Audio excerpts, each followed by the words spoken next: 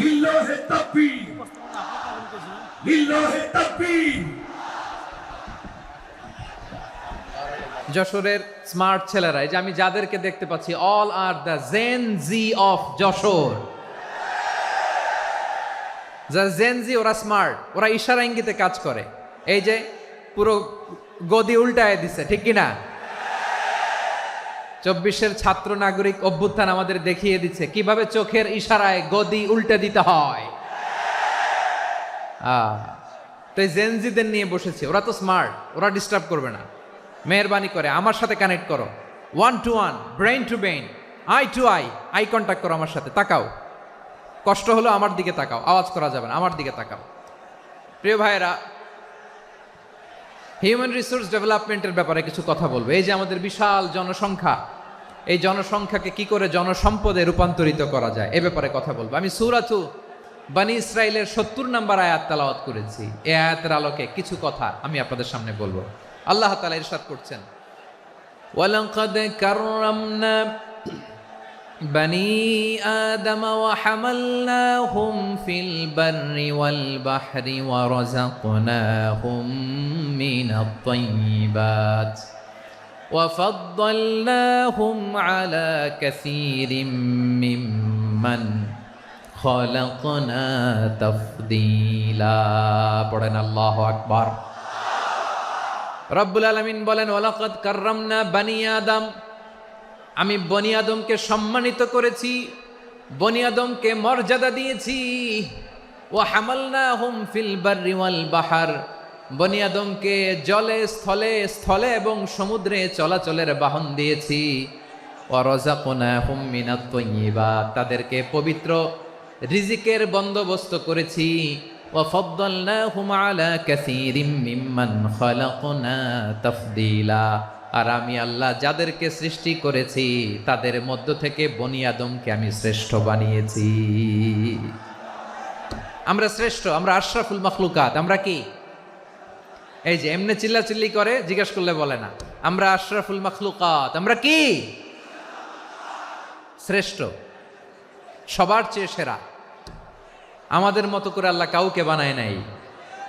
2 পায়ে ভর করে শির দ্বারা এরকম স্ট্যান্ড রেখে মাথা উঁচু করে দাঁড়াতে পারে এরকম কোন প্রাণী পৃথিবীতে আছে? এজন্য আল্লাহ বলেন, ওয়ালাকাদ কাররামনা বনী আদম, আমি বনী আদমকে সম্মানিত করেছি, তাদেরকে আমি মর্যাদা দিয়েছি। তাদেরকে আমি যত মর্যাদা দিয়েছি আমার কোন সৃষ্টিকে এত মর্যাদা দেই নাই। পড়েন সুবহানাল্লাহ। I have dignified the status of the sons of Adam. আদমের সব সন্তানের মর্যাদা আমি বাড়িয়েছি। আল্লাহ এখানে বলেননি ওয়ালাকাদ কাররামনাল মুমিনিন, আমি মুমিনের মর্যাদা বাড়িয়েছি, বলেছেন? আল্লাহ এখানে বলেন নাই ওয়ালাকাদ কাররামনাল মুসলিমিন, আমি মুসলিমের মর্যাদা বাড়িয়েছি।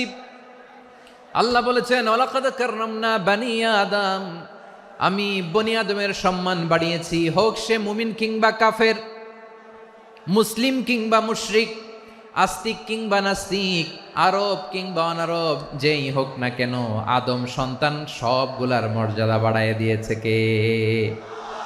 সবার মর্যাদা আল্লাহ বাড়িয়েছে। মানুষ হিসেবে মর্যাদা। বিশ্বনবী সাল্লাল্লাহু আলাইহি ওয়াসাল্লাম ইহুদির লাশ দেখে দাঁড়িয়ে গেলেন। কার লাশ? আমার যশোরের ভাইয়েরা আওয়াজ করে বলুন, কার লাশ?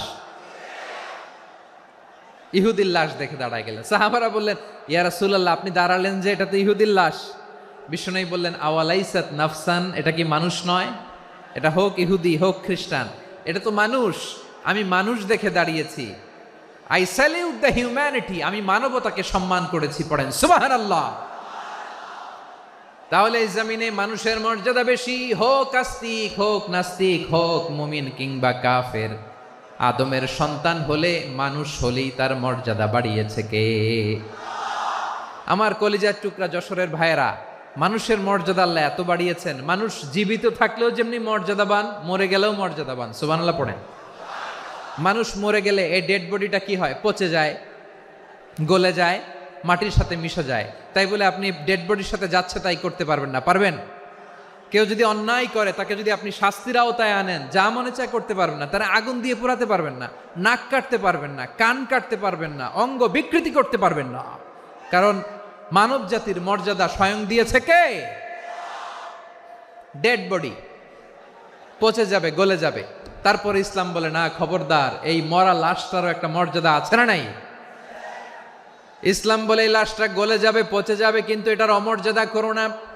কর্পূর দিয়ে, খেজুর পাতা দিয়ে এটাকে ওয়ার্ম ওয়াটার দিয়ে, গরম পানি দিয়ে ধৌত করো, সাদা শুভ্র ধবধবে কাপড় দিয়ে লাশটাকে তুমি কাভার করো, তারপরে খাটিয়ার মধ্যে লাশটাকে রেখে বিশাল একটা প্রোগ্রাম করো, একটা ফিউনারাল প্রোগ্রাম করো। ওই প্রোগ্রামের ডানে বায়ে পেছনে লাশটারে রাখলে হবে না, প্রোগ্রামের একেবারে সামনটাতে তুমি লাশটাকে রাখো। সুবহানাল্লাহ। একটা ফিউনারাল প্রোগ্রাম করতে হবে, তাকে শেষ বিদায় জানাতে হবে, যেটাকে আমরা জানাজা বলি। কি বলি? জানাজা মানে মাইয়েতের জন্য দোয়া, তার জন্য দোয়া করা হয়, তাকে একটা সিস্টেমেটিক অর্ডারে কবরে রাখা হয়, সুন্দরভাবে সেটাকে কবরস্থ করা হয়, মাটি দেয়া হয়, পানি দেয়া হয়। তার মানে মরে গেলেও মানুষের সম্মান বাড়ায় দিয়েছে কে? এজন্য আল্লাহ বললেন ওয়ালাকাদ কাররামনা বানি আদম, বনি আদমের সম্মান মর্যাদা আমি আল্লাহ বাড়িয়ে দিয়েছি। মানুষের সম্মানে তুমি কখনো আঘাত করো না, ঠিক কি না? তাহলে ভাই, প্রথম মেসেজ হচ্ছে, the first and foremost message tonight to the people of জাসর।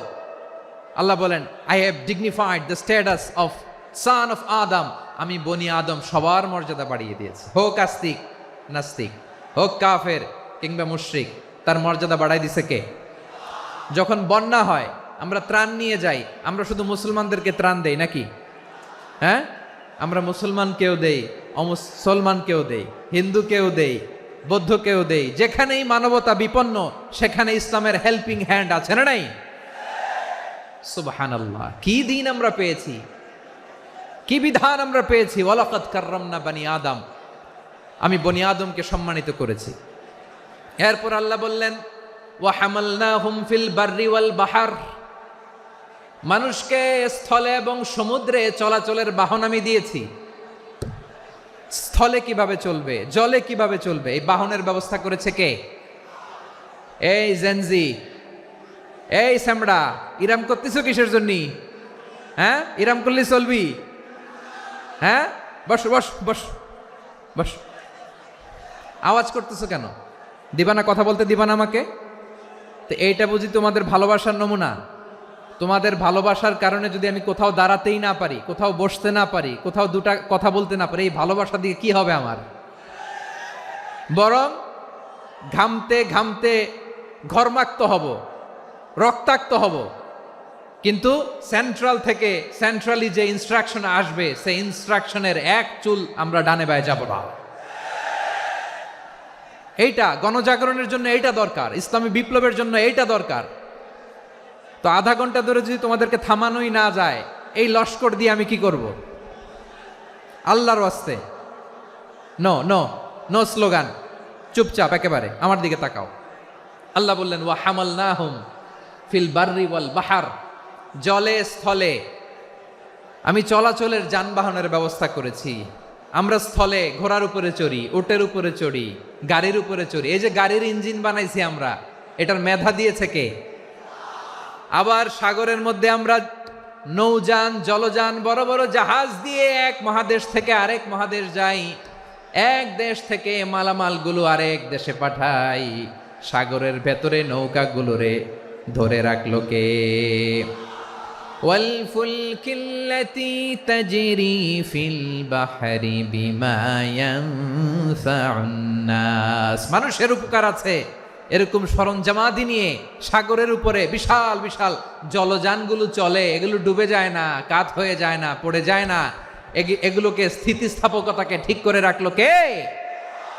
আপনারা জাহাজ দেখেছেন? জাহাজ, হ্যাঁ, বাড়ি চট্টগ্রাম হইলে দেখতে পারতেন। দেখছেন? বিশাল বিশাল জাহাজ, বিশাল জাহাজ মালামাল নিয়ে এক মহাদেশ থেকে আরেক মহাদেশে যায়। গত মাসে আমার জাপান সফর ছিল। এই যে বাংলাদেশে যে গাড়িগুলো চালান, বেশিরভাগ গাড়ি আসে কিন্তু জাপান থেকে। হাজার হাজার গাড়ি একটা জাহাজ বহন করতে পারে, হাজার হাজার গাড়ি। এটারে সাগরের মধ্যে ভাসাইলো কে? সবাই বলুন, ভাসালো কে? হাজার হাজার গাড়ি নিয়ে জাপানিজ গাড়িগুলো আমাদের চট্টগ্রামের এয়ারপোর্টের বন্দরে ভিড়ে। যুক্তরাষ্ট্রে আমি দেখেছি বিশাল বিশাল জাহাজ। আপনারা টাইটানিক জাহাজের নাম শুনেছেন? টাইটানিকেরও 8 গুণ 10 গুণ বড়। সুবহানাল্লাহ কইবেন না? টাইটানিক জাহাজের 8 গুণ 10 গুণ বড় একটা জাহাজ আছে, আইকন অফ দ্য সি, আমি দেখে এসেছি। রয়্যাল ক্যারিবিয়ান দেখে এসেছি। সাগরের সামনে জেটিতে যখন দাঁড়ালাম, জাহাজটা যখন যায়, আমার মনে হচ্ছে একটা শহর, গোটা শহর, the entire city is floating on the water. পুরো একটা শহর মনে হয় পানির উপর দিয়ে ভেসে যাচ্ছে। পড়েন সুবহানাল্লাহ। এই যে আইকন অফ দ্য সি, এই ক্রুজ, এই জাহাজটা, এটার ভিতরে স্টেডিয়াম আছে। কিসের ভিতরে স্টেডিয়াম? কথা বুঝে নাই বোধহয়। স্টেডিয়াম কিসের ভিতর? সুইমিং পুল আছে, শপিং মল আছে, রেস্টুরেন্ট আছে, ক্লাব আছে, 3000 4000 রুম বিশিষ্ট, কক্ষ বিশিষ্ট হোটেল আছে। এই সবগুলোর নিয়ে এগুলো চলে সাগরের এই দোলার মধ্যে, জলোচ্ছ্বাসের মধ্যে, এই সাগরের ভেতরে এই জাহাজগুলোর ভাষায় রাখছে কে?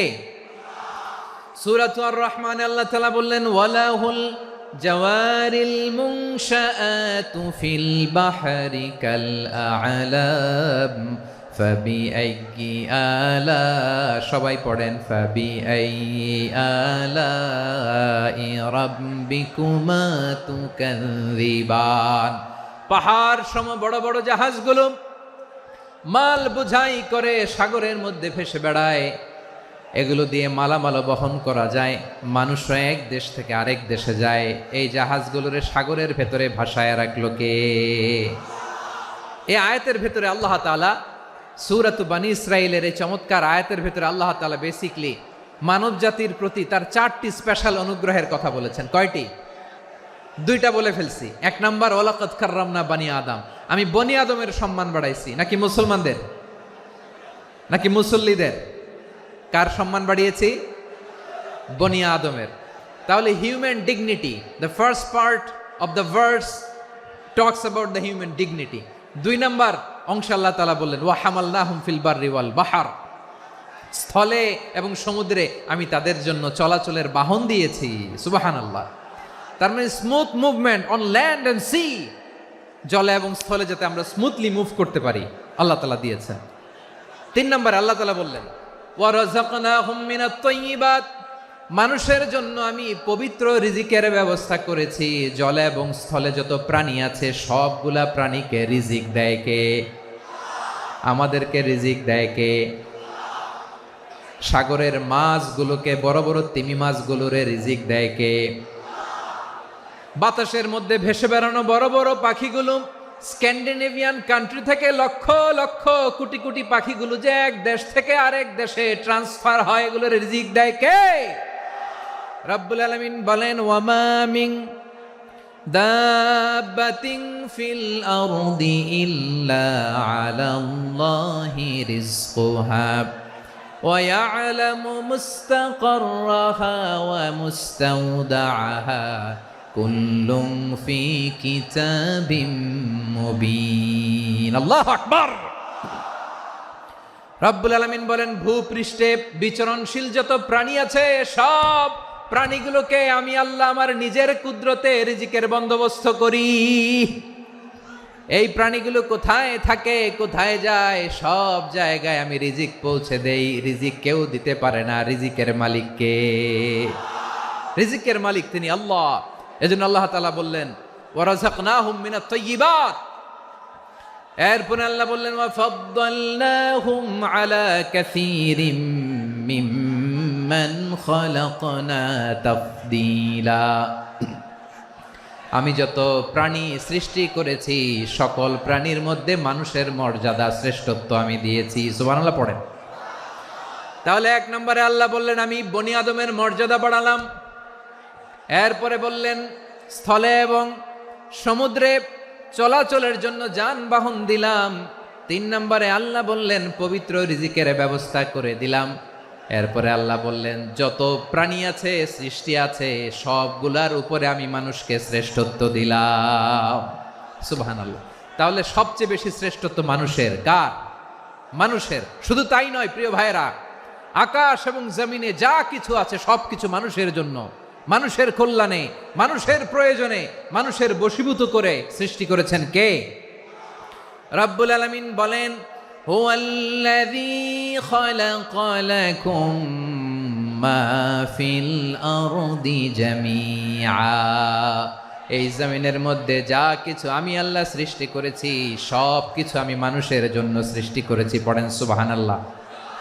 হুয়াল্লাযী খালাকা লাকুম মা ফিল আরদি জামিআ, যা আছে সব আমাদের জন্য, সব আমাদেরকে সার্ভিস দেওয়ার জন্য, আমাদের উপকারের জন্য, আমাদের কল্যাণের জন্য। আওয়াজ করে সবাই পড়ুন আল্লাহু আকবার। অন্য আয়াতে আল্লাহ বললেন, ওয়াসাখখারা লাকুম মা ফিস সামাওয়াতি ওয়া মা ফিল আরদি জামিআম মিন ইন্না ফি যালিকা লাআয়াতিন লিকাউমিন ইয়াতাফাক্কারুন।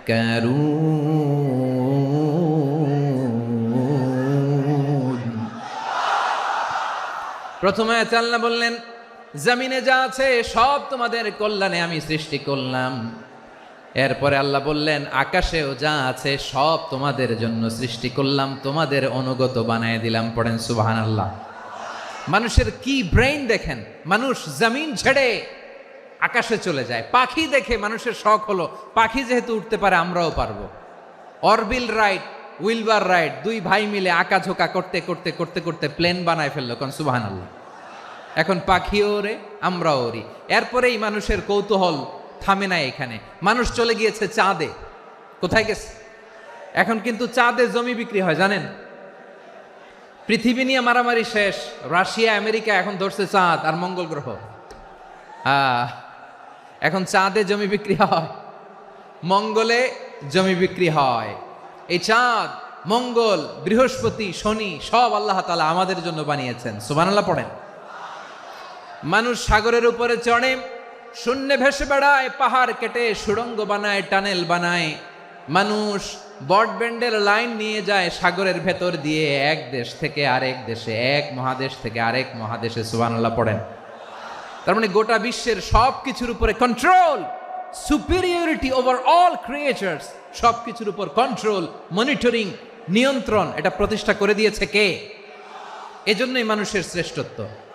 ওয়ালাকাদ কাররামনা বানি আদম, আমি বনি আদমের সম্মান বাড়িয়েছি, মর্যাদা আমি বাড়িয়ে দিয়েছি এই কারণে, কারণ মানুষ সব কিছুর উপর নিয়ন্ত্রণ নিতে পারে। মানুষকে নিয়ে এই কোরআনের সব আলোচনা, মানুষকে নিয়ে এই কোরআনের সব। তাই কোরআনের কেন্দ্রীয় আলোচ্য বিষয় হচ্ছে মানুষ। কোরআনের কেন্দ্রীয় আলোচ্য বিষয় কি? যশোরের ভাইয়েরা বুঝে থাকলে সবাই বলবেন, কোরআনের কেন্দ্রীয় আলোচ্য বিষয় কি? এই যে আমি মূল আলোচনায় যাচ্ছি এখন।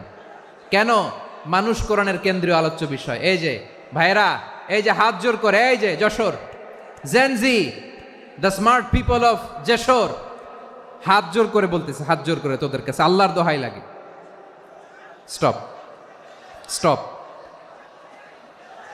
শুরুতে একবার বলেছে, জায়গা না হলে আস্তে আস্তে ধাক্কা দিবা, সামনে না পিছনে, দিয়ে দিয়ে বেরোয় চলে যাও।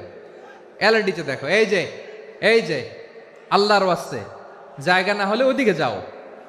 কোরআনের মাহফিলে বিশৃঙ্খলা, এটা কাফিরদের আলামত। কাফিররা শীষ দিত, শীষ। বিশ্বনবী কোরআনের তাফসির করলে কাফিররা শীষ দিত আর ক্ল্যাপিং করত, হুইসেল অ্যান্ড ক্ল্যাপিং। তো আমরা কি এখানে বিশৃঙ্খলা করতে আসছি?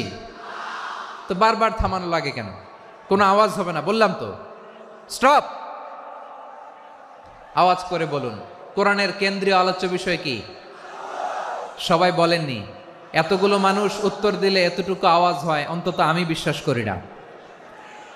যশোর, আওয়াজ করে বলো, কোরআনের কেন্দ্রীয় আলোচ্য বিষয় কি? মানুষ। এই মানুষ কোরআনের কেন্দ্রীয় আলোচ্য বিষয়।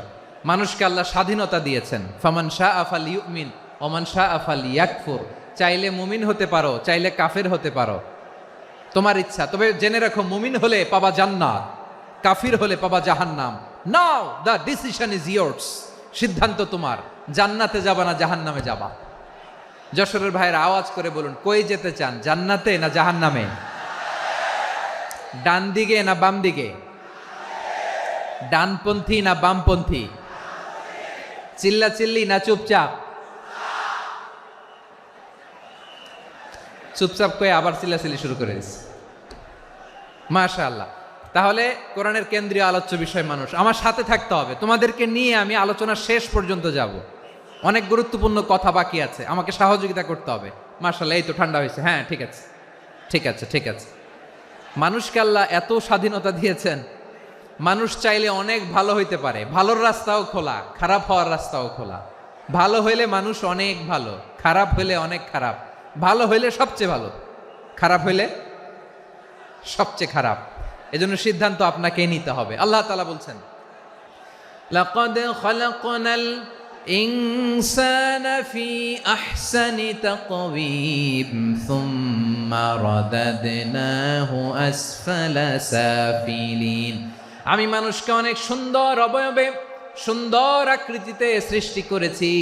তার শুধু চেহারার ডিজাইনটাই সুন্দর নয়, তার ব্রেনটা বড্ড সুন্দর, তার মানসিকতা বড্ড সুন্দর, তার সৃজনশীলতা বড্ড সুন্দর। পড়েন সুবহানাল্লাহ। আমাদের চেহারা, অবয়ব, ডিজাইন যে সুন্দর তা না, আমাদের ব্রেনটা অনেক সফিস্টিকেটেড ব্রেন, অনেক সফিস্টিকেটেড। এই 1.5 কেজি ব্রেন ইউজ করে মানুষ গোটা বিশ্বে সভ্যতা বিনির্মাণ করেছে, ঠিক কিনা? এই ব্রেন আল্লাহ তাআলা আমাকে দিয়েছে। এটারে কাজে লাগালে, আপনার 6 সেন্স কাজে লাগালে আপনি অনন্য মানুষ হয়ে উঠবেন, মহামানবে রূপান্তরিত হবেন। মানুষ হতে পারে, চাইলেই মহামানব হতে পারে। আবার যদি মানুষ চায় খারাপও হতে পারে। আল্লাহ বললেন শুধু ভালোই না, ভালো হতে চাইলে অনেক ভালো তুমি হতে পারো, আবার খারাপ হতে চাইলে অনেক খারাপ তুমি হতে পারো। সুম্মা রাদাদনাহু আসফালা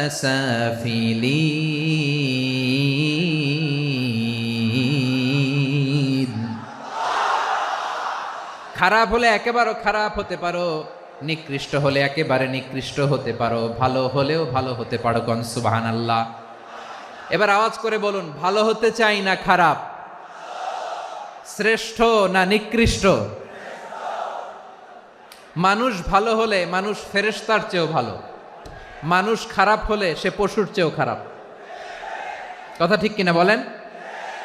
ভালো হলে ফেরেশতার চেয়েও ভালো, খারাপ হলে পশুর চেয়েও নিকৃষ্ট।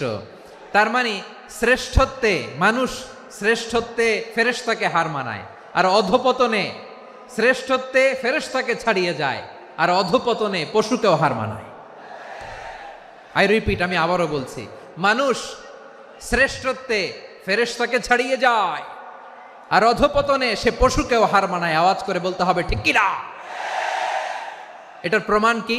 মানুষ শ্রেষ্ঠ হইলে যে ফেরেশতার চেয়েও সেরা, তার প্রমাণ কি?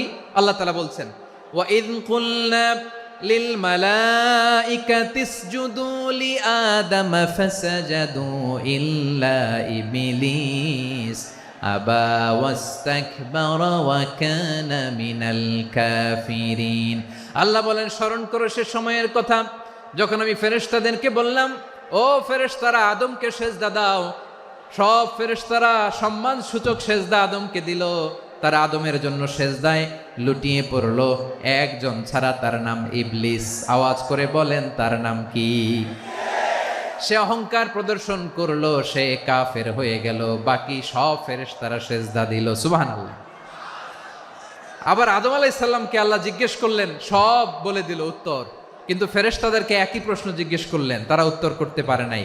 তার মানে এর মধ্য দিয়ে প্রমাণিত হয়, মানুষ ভালো হলে ফেরেশতার চেয়েও ভালো, ফেরেশতার চেয়েও মানুষের মর্যাদা বাড়িয়ে দিয়েছে কে?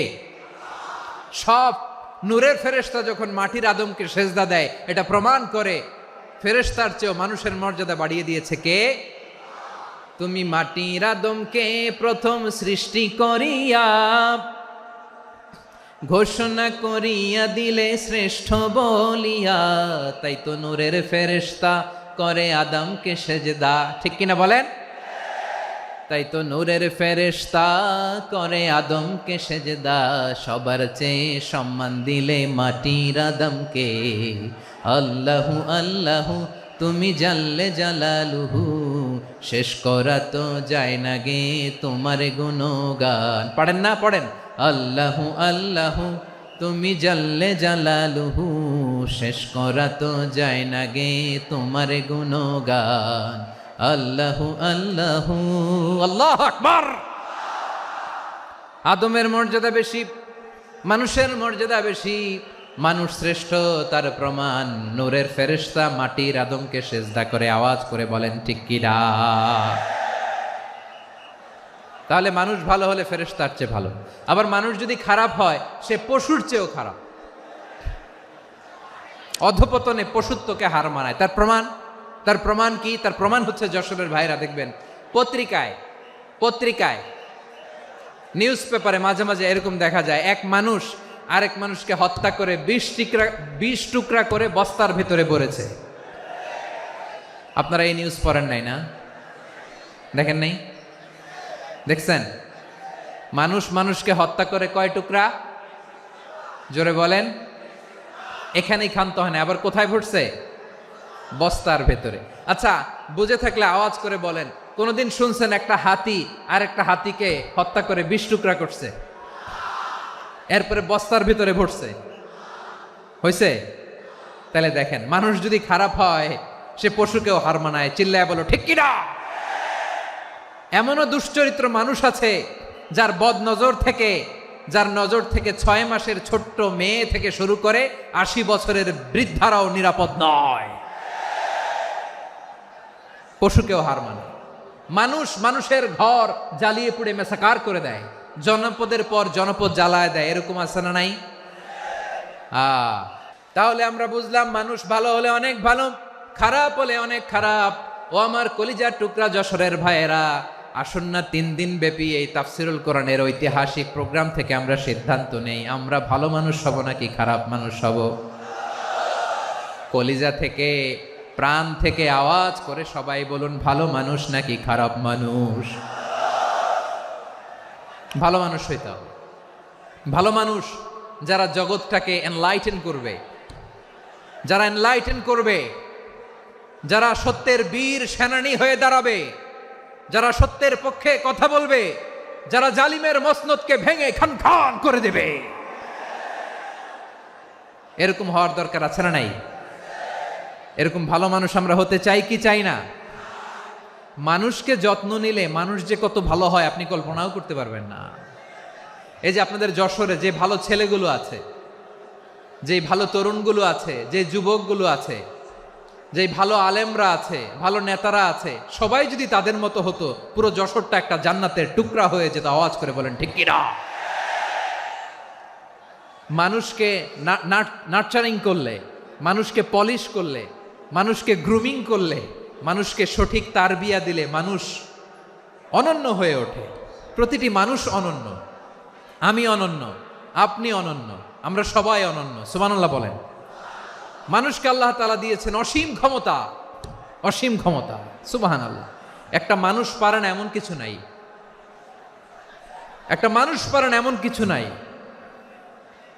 বিশ্বাস করতে হবে, মানুষ যা কল্পনা করতে পারে ওইটা মানুষ করে দেখাতে পারে।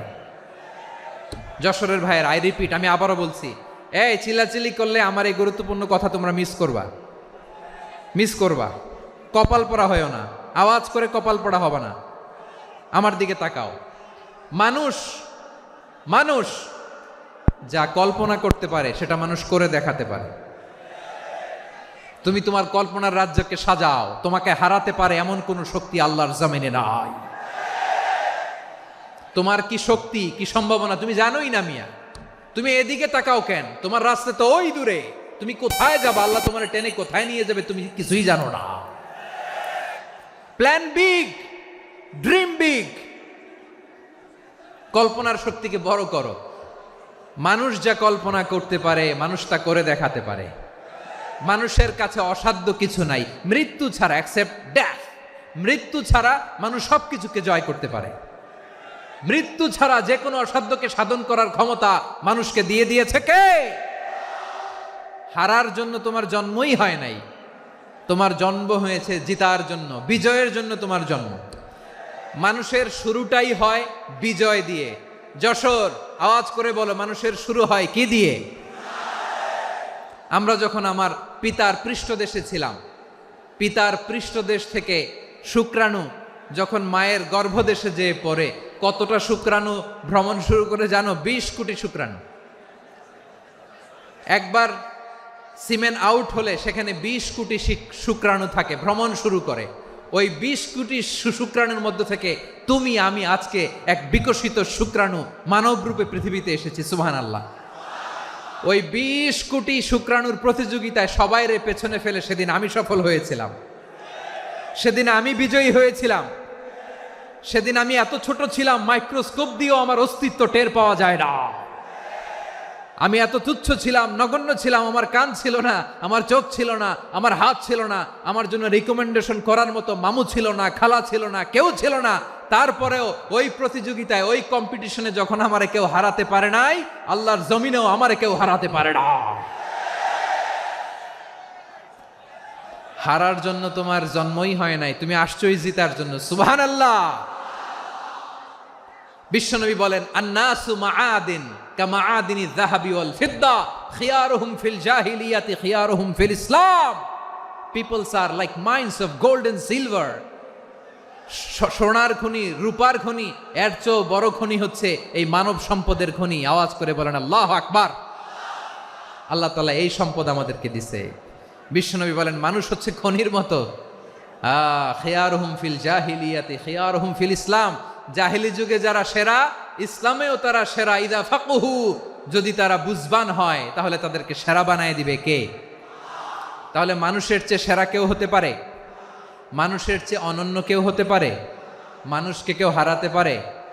আওয়াজ করে বলো, তোমাকে কেউ হারাতে পারবে? এই সাহস জাগছে আজকের আলোচনা থেকে। আমি তুমি অনন্য, আমাকে তোমাকে হারায় দেওয়া এত সহজ না, ঠিক কিনা? একটা কথা জীবনের সাথে সেট করে নিতে হবে, আমি জিতি নয় শিখি, আমি কখনো হারি না। জীবনের সাথে সেট করে নাও, জেনজি অফ জেসর, আমি কখনো হারি না, আমি হয় জিতি নয় শিখি। চিল্লায় বলো ঠিক কিনা? আমি কখনো হারি না, আমার হারানো এত সোজা না। কি সাহস জাগছে? বুকে সাহস জাগছে? তাকবীর পড়ো, লিল্লাহে তাকবীর। তাহলে বিশ্বনবী বললেন, নাসু মাআদিন, মানুষ হচ্ছে খনি। এই ধাক্কা ধাক্কি, আমি জানি এগুলো ভালোবাসার ধাক্কা ধাক্কি, এজন্য আমি সহ্য করে নেই। এগুলো যে ভালোবাসার ধাক্কা ধাক্কি, এটা আমরা বুঝি। পৃথিবীর কোনো আইন, সিকিউরিটি প্রটোকল দিয়ে এটারে মানানো যাবে না, কারণ এটা তো ভালোবাসা, লাভ। লাভ কোনো আইন কানুন দিয়ে বাধা যায় না, মানানো যায় না, ঠিক কিনা বলো?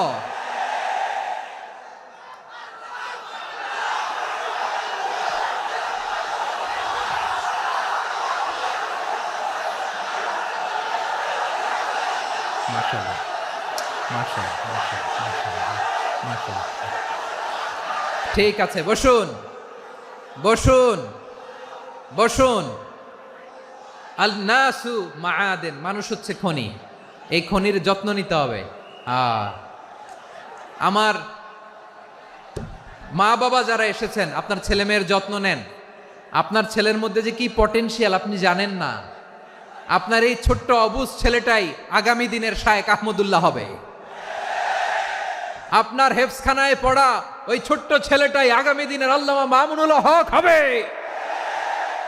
আপনার ওই ছেলেটা আমির হামজা হবে, আব্দুল হাই সাইফুল্লাহ হবে। এভাবে বড় বড় আলেম হবে, তারা যুগশ্রেষ্ঠ আলেম হবে। সেই একদিন এই বাংলাদেশের পার্লামেন্টে যে বক্তব্য দিয়ে যশোরের পক্ষে কথা বলবে।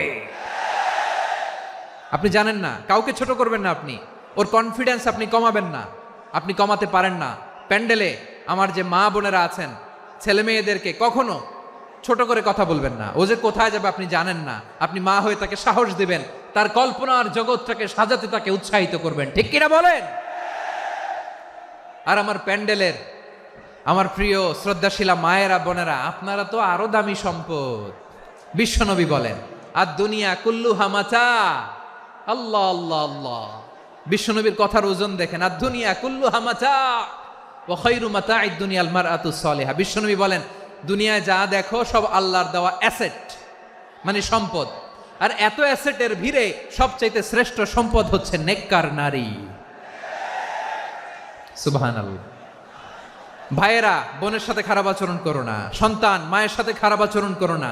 আমাদের মায়েরা আমাদের asset, they are our priceless asset.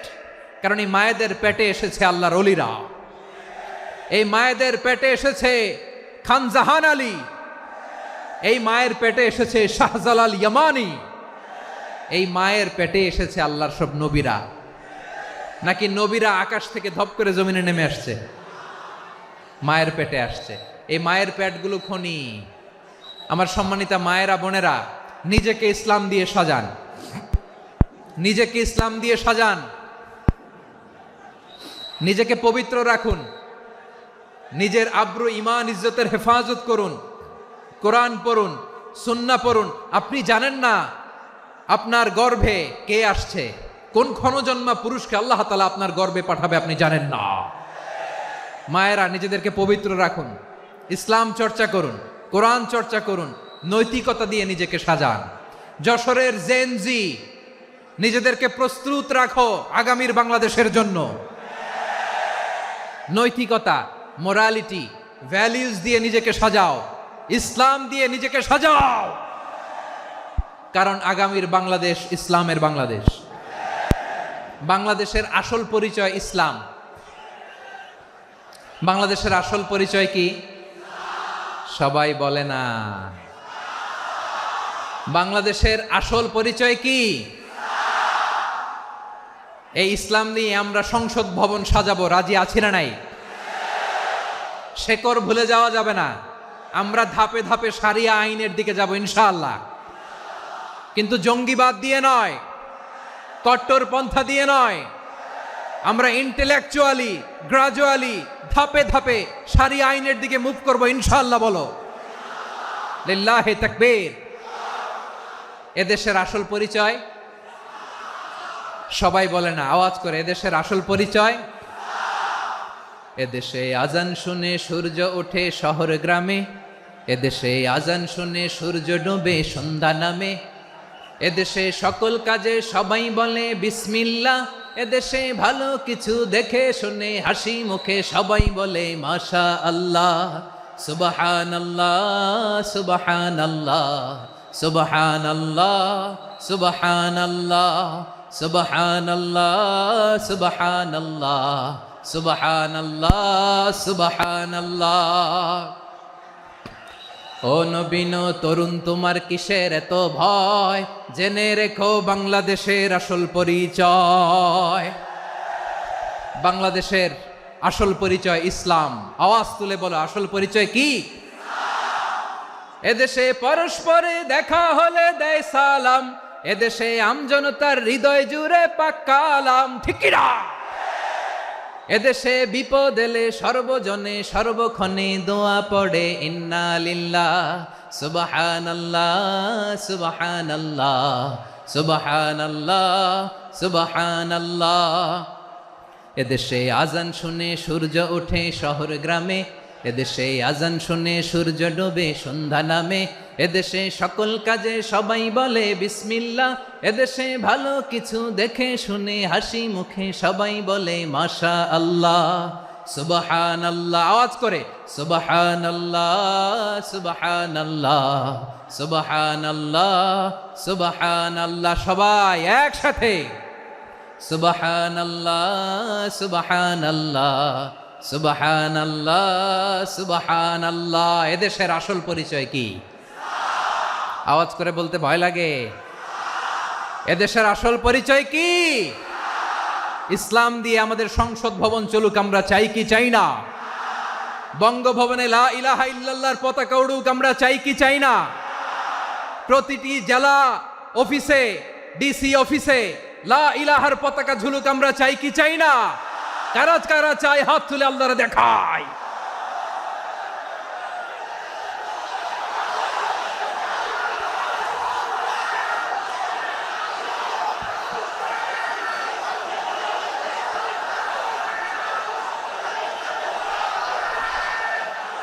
মাশাআল্লাহ, মাশাআল্লাহ, মাশাআল্লাহ, মাশাআল্লাহ।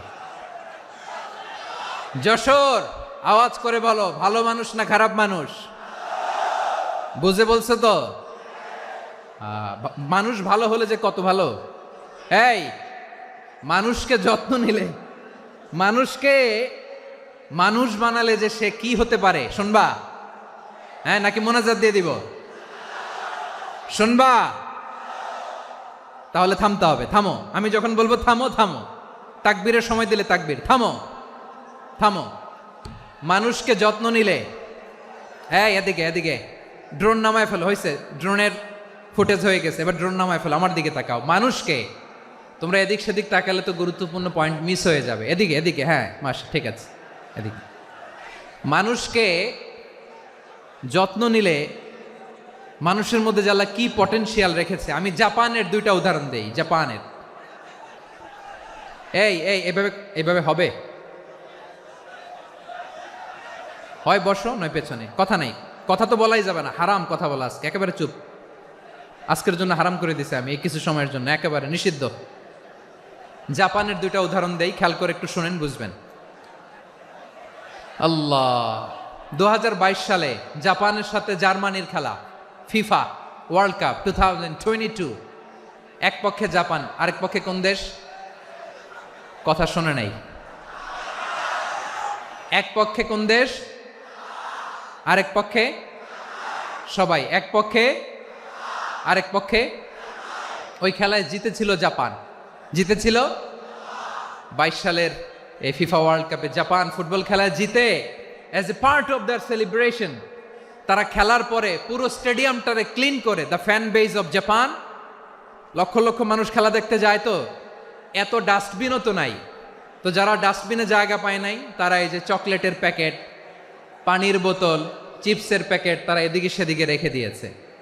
জাপানের ভক্তরা, জাপানের ফলোয়াররা, as a part of their celebration, তারা খেলার পরে পুরো স্টেডিয়ামের সব ময়লা আবর্জনা ক্লিন করে তারপরে বিদায় নিয়েছে। তাদেরকে কি ক্লিন করার দায়িত্ব দেওয়া হয়েছিল? এই যশোর, জাপানের যে ছেলেরা খেলা দেখতে গেছিল ওদেরকে কি ক্লিন করার দায়িত্ব দিছিল? তারা কি স্টেডিয়ামের পরিচ্ছন্নতা কর্মী? তাদের আকল, তাদের সিক্স সেন্স তাদেরকে বলেছে। ছোটবেলা থেকে জাপান গভর্নমেন্ট ওদেরকে এত পরিচ্ছন্নতা শেখায়, ক্লিনলিনেস অ্যাওয়ারনেস ক্যাম্পেইন করায়। ক্লাসে আমি দেখেছি, ক্লাসে নিজের বেঞ্চ নিজে মুছে, ক্লাসের মাঝখানে একটা সময় দেয়, নিজের টেবিল নিজে মুছে, নিজের ক্লাসরুমটা নিজে পরিষ্কার করে। রাস্তাঘাটে একটা ধুলা নাই, ময়লা নাই, একটা টিস্যু নাই।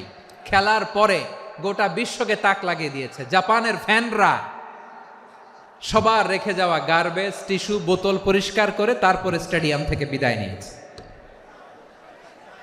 আমরা কেন এমন হইতে পারলাম না? আমরা কেন এমন হইতে পারলাম না? জাপানের যারা এগুলো করছে ওদের 3টা করে চোখ না? চোখ তো 3টা, জাপানো লাগো, জাপানো লাগো, হাত তো 4টা, কান তো 6টা। হ্যাঁ, নাকি আমার মতো 2 হাত 2 কানওয়ালা মানুষ? চোখে দেখলে ওটা মানুষ না। চিন্তা করছেন?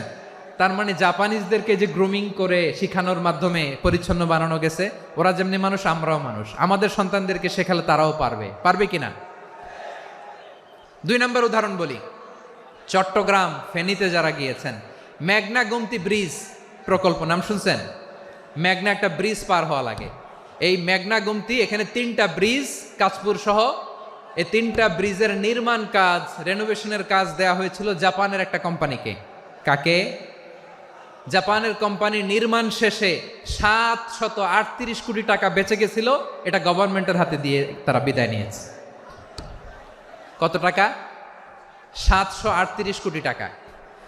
যত প্রাক্কলিত ব্যয় নির্ধারণ করা হয়েছে সব টাকা সরকার, তৎকালীন সরকার, 2019-এর সরকার, কারা ছিল তো জানেন? এই 2019-এর সরকার তাদেরকে দিয়েছে। তারা রিনোভেশন নির্মাণ শেষে 738 কোটি টাকা অতিরিক্ত বেঁচে গেছিল, এটা আবার গভর্নমেন্টের হাতে বুঝাই দিয়ে তারা বিদায় নিচ্ছে। আমরা কেন এমন হইতে পারলাম না? জাপানের ওরাও মানুষ, আমরাও মানুষ, তার মানে মানুষে মানুষে পার্থক্য আছে না নাই? আচ্ছা, জাপানের 2টা উদাহরণ দিলাম, এবার আমার দেশের 2টা উদাহরণ দিব না? বাংলাদেশের 2টা উদাহরণ দিই। 1 নম্বর উদাহরণ, গত সপ্তাহে আপনারা জানেন কক্সবাজার আমার একটা প্রোগ্রাম ছিল, তো হেলিকপ্টারে গিয়েছিলাম।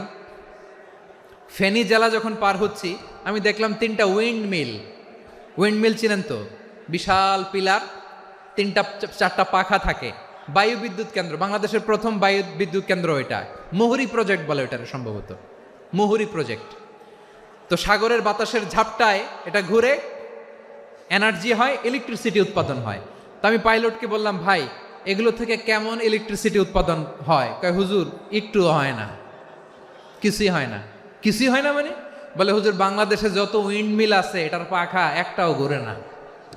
আল্লাহ, বলেন কি? তাহলে এই যে কোটি কোটি টাকা ব্যয় করে যে উইন্ড মিল, কয় হুজুর ভিতরে ফিটফাট, উপরে ফিটফাট, ভিতরে সদরঘাট। তার মানে কোটি কোটি টাকা দিয়ে এই উইন্ড মিল বানায়, এখানে কিছু নাই। দুর্নীতির আড্ডাখানা, আখড়াখানা বাংলাদেশ, ঠিক কিনা বলেন? হায় রে, জাপানিজরাও মানুষ, আমরাও মানুষ।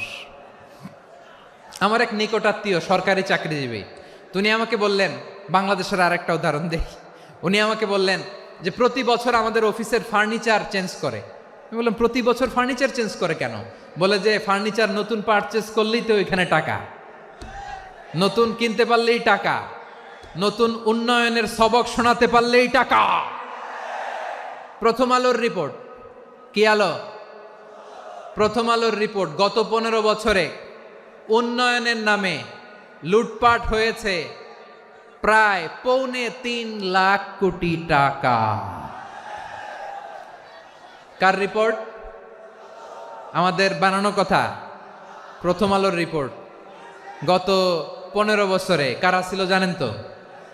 হ্যাঁ, শুধু ওনাদেরকেই দোষ দিয়ে লাভ নাই। স্বাধীনতার পর থেকে শুধু শাসকের হাত বদল হয়েছে, আমরা কিছু পাই নাই, ঠিক কিনা বলেন? শুধু ওনাদের দোষ দিয়ে কি লাভ? একদল খাইছে, আরেক দল খাওয়ার জন্য রেডি হয়ে আছে। আমরা এরকম চাই না। আমরা চাই স্বাধীন সার্বভৌম বাংলাদেশ। আমরা চাই দুর্নীতিমুক্ত বাংলাদেশ। আমি নিউজটা যে কতবার পড়লাম, এটা কি সম্ভব? 3.25 লাখ কোটি টাকা লুটপাট, মানে লুটপাট করতে করতে এদেশের জনগণকে ফুটপাতে বসায় দিচ্ছে। প্রিয় ভাইয়েরা, তাহলে জাপানের মানুষও মানুষ, আমরাও মানুষ। সিদ্ধান্ত আপনার, কোন মানুষ হবেন, ভালো মানুষ না খারাপ মানুষ? আজকের আলোচনার বিষয় হচ্ছে মানব সম্পদের উন্নয়ন, human resource development. It's a process to increase the capacity of knowledge, skill, capacity of the people of a country. একটা দেশের মানুষের জ্ঞান, তাদের দক্ষতা কি করে বাড়ানো যায়, বাড়িয়ে দেশের উন্নয়ন করানো যায়, এটাই হচ্ছে মানব সম্পদ উন্নয়নের মূল কথা। তাহলে মানব সম্পদ হচ্ছে একটা দেশের সবচাইতে শক্তিশালী পুঁজি। প্রাকৃতিক সম্পদ, খনিজ সম্পদের চেয়েও দামি হচ্ছে মানব সম্পদ। আমার প্রিয় যশোর, প্রাকৃতিক সম্পদ, খনিজ সম্পদের চেয়ে দামি সম্পদ কি সম্পদ? আল্লাহ তাআলা দয়া করে আমাদেরকে এই মানব সম্পদ দিয়েছেন। আসুন আমাদের এই মানুষগুলোকে আমরা সোনার মানুষ বানাই। রাজি আছেন তো সবাই? রাজি আছেন?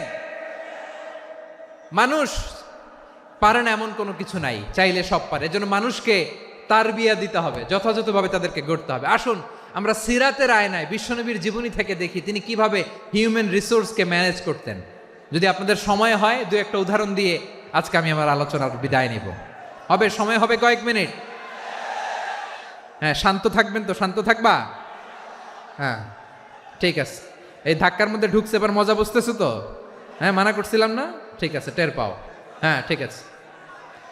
যে আওয়াজ করবে আমি ওকে দেখতেছি, কে কে আওয়াজ করে দেখতেছি। শেষ কথা, শেষের দিকে চলে আসছি। বিষ্ণু ইসলাম কিভাবে হিউম্যান রিসোর্সকে ম্যানেজ করতেন, মজার কথা আছে কয়েকটা, বলে বিদায় নেব। বিশ্বনবী কিভাবে এই মানব সম্পদকে ম্যানেজ করতেন? বিশ্বনবী, he was a very good talent hunter, চৌকস ট্যালেন্ট হান্টার ছিল। কার মধ্যে কি ট্যালেন্ট আছে দেখলেই বুঝে ফেলতেন। সুবহানাল্লাহ পড়বেন না? কি নবী আমরা পেয়েছি! He was a very good talent hunter. আমার নবী, তিনি চৌকস ট্যালেন্ট হান্টার ছিলেন। কার মধ্যে কি প্রতিভা বের করতেন, ওই প্রতিভাকে ইসলামের কল্যাণে কাজে লাগাতেন। সুবহানাল্লাহ বলেন। যাকে যেই জায়গায় সেট করলে ভালো হবে তাকে ওই জায়গায় সেট করতেন। কয়েকজন সাহাবীর জীবনী শোনাই। আবু মাহজুরা রাদিয়াল্লাহু তাআলা আনহু, মক্কার মুয়াজ্জিন, আগে ছিল মুশরিক, পরে হয়েছে মুমিন। উনি কিভাবে মুমিন হইলেন এই ঘটনাটা একটু আপনাদের শোনাতে চাই। তো আপনাদের তো সময় নাই হাতে। হ্যাঁ, সময় আছে? এই জেনজি শেষ করে দিল আজকের প্রোগ্রামটা। 1 ঘন্টা ধাক্কা ধাক্কি করে কেমনে দাঁড়ায় আছে আমি বুঝলাম না।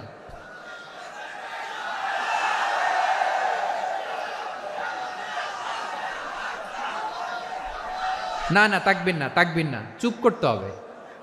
What I need you stop, just shut up, চুপ। হ্যাঁ ঠিক আছে, এভাবে। আবু মাহজুরা রাদিয়াল্লাহু তাআলা আনহু কিভাবে মুসলিম হলেন, আওয়াজ করে শুনেন। হুনাইনের যুদ্ধ, 8ম হিজরি, বিষ্ণু ঈসা ইসলাম হুনাইনের যুদ্ধ শেষে ফিরতেছেন। পথিমধ্যে বেলাল রাদিয়াল্লাহু তাআলা আনহু, এই যে আবার কথা, আই রে আল্লাহ রে, এখানে ধাক্কা ধাক্কি কেন? চলে যাও, পেছনে যাও, যাও পেছনে যাও। কি আজীব তামাশা, যেখানে যায় এখানে ধাক্কা ধাক্কি, মারামারি, গায়ের উপরে কাঁধের উপরে শাউটিং। অনেক গুরুত্বপূর্ণ কথা পয়েন্ট করে নিয়ে আসে যে বলবো, এই শাউট করার কারণে প্রোগ্রামটাই নষ্ট করে দেয়। আসছে আমার ভালোবাসা দেখাইতে, প্রোগ্রামটাই শেষ করে দিয়ে চলে যায়। স্টপ, আবার কথা বল, স্টপ। হুনাইনের যুদ্ধে 8ম হিজরি, কত হিজরি সবাই বলেন না একটু, কত হিজরি? 8ম হিজরিতে হুনাইনের যুদ্ধে রাসূল সাল্লাল্লাহু আলাইহি ওয়াসাল্লাম ফিরে আসতেছেন মদিনায়। পথিমধ্যে বেলাল রাদিয়াল্লাহু তাআলা আনহু আজান দিচ্ছেন। কি দিচ্ছেন? তো পাশে ছিল মুশরিকদের একটা পল্লী, কিছু মুশরিক তরুণ, কিছু অমুসলিম কিশোর, তারা আজানকে ব্যঙ্গ করতেছে। আমাদের বাংলায় মুখ ভেঙ্গানো বলে আর কি। বেলাল রাদিয়াল্লাহু তাআলা আনহু আজান দিচ্ছেন, ওই বাচ্চাগুলো মুশরিক, তো ওরা আজানকে ব্যঙ্গ করতেছে, বিকৃতি করে ওরাও আজান দিচ্ছে। উদ্দেশ্য হচ্ছে আজানকে নিয়ে ঠাট্টা করা। উদ্দেশ্য কি? ঠাট্টা করা। ব্যাপারটা মনে কষ্ট পাওয়ার মতো ব্যাপার না? কিন্তু বিশ্বনবী ওইখানে দেখেন কি খুঁজলেন।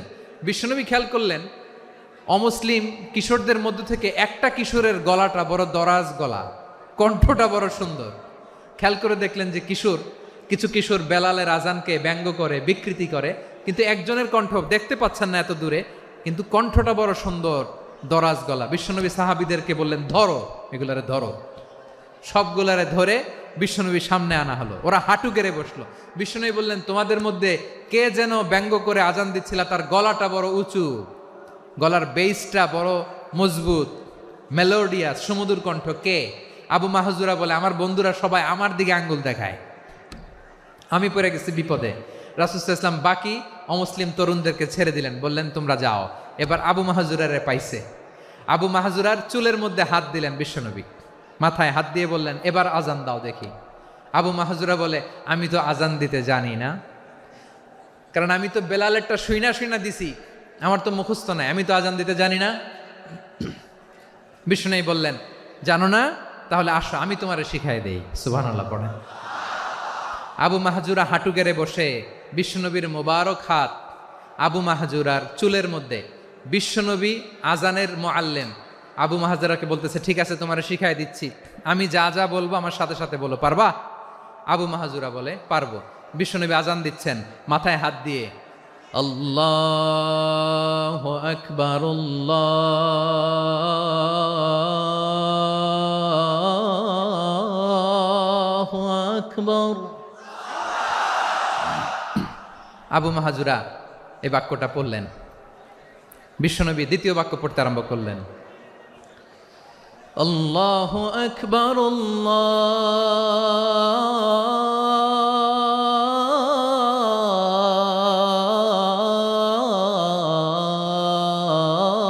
আল্লাহু আকবার। আবু মাহজুরা এই বাক্যটাও বললেন। বিশ্বনবী আবু মাহজুরার মাথার মধ্যে হাত দিয়ে তৃতীয় বাক্য পড়লেন, আশহাদু আল্লা ইলাহা ইল্লাল্লাহ।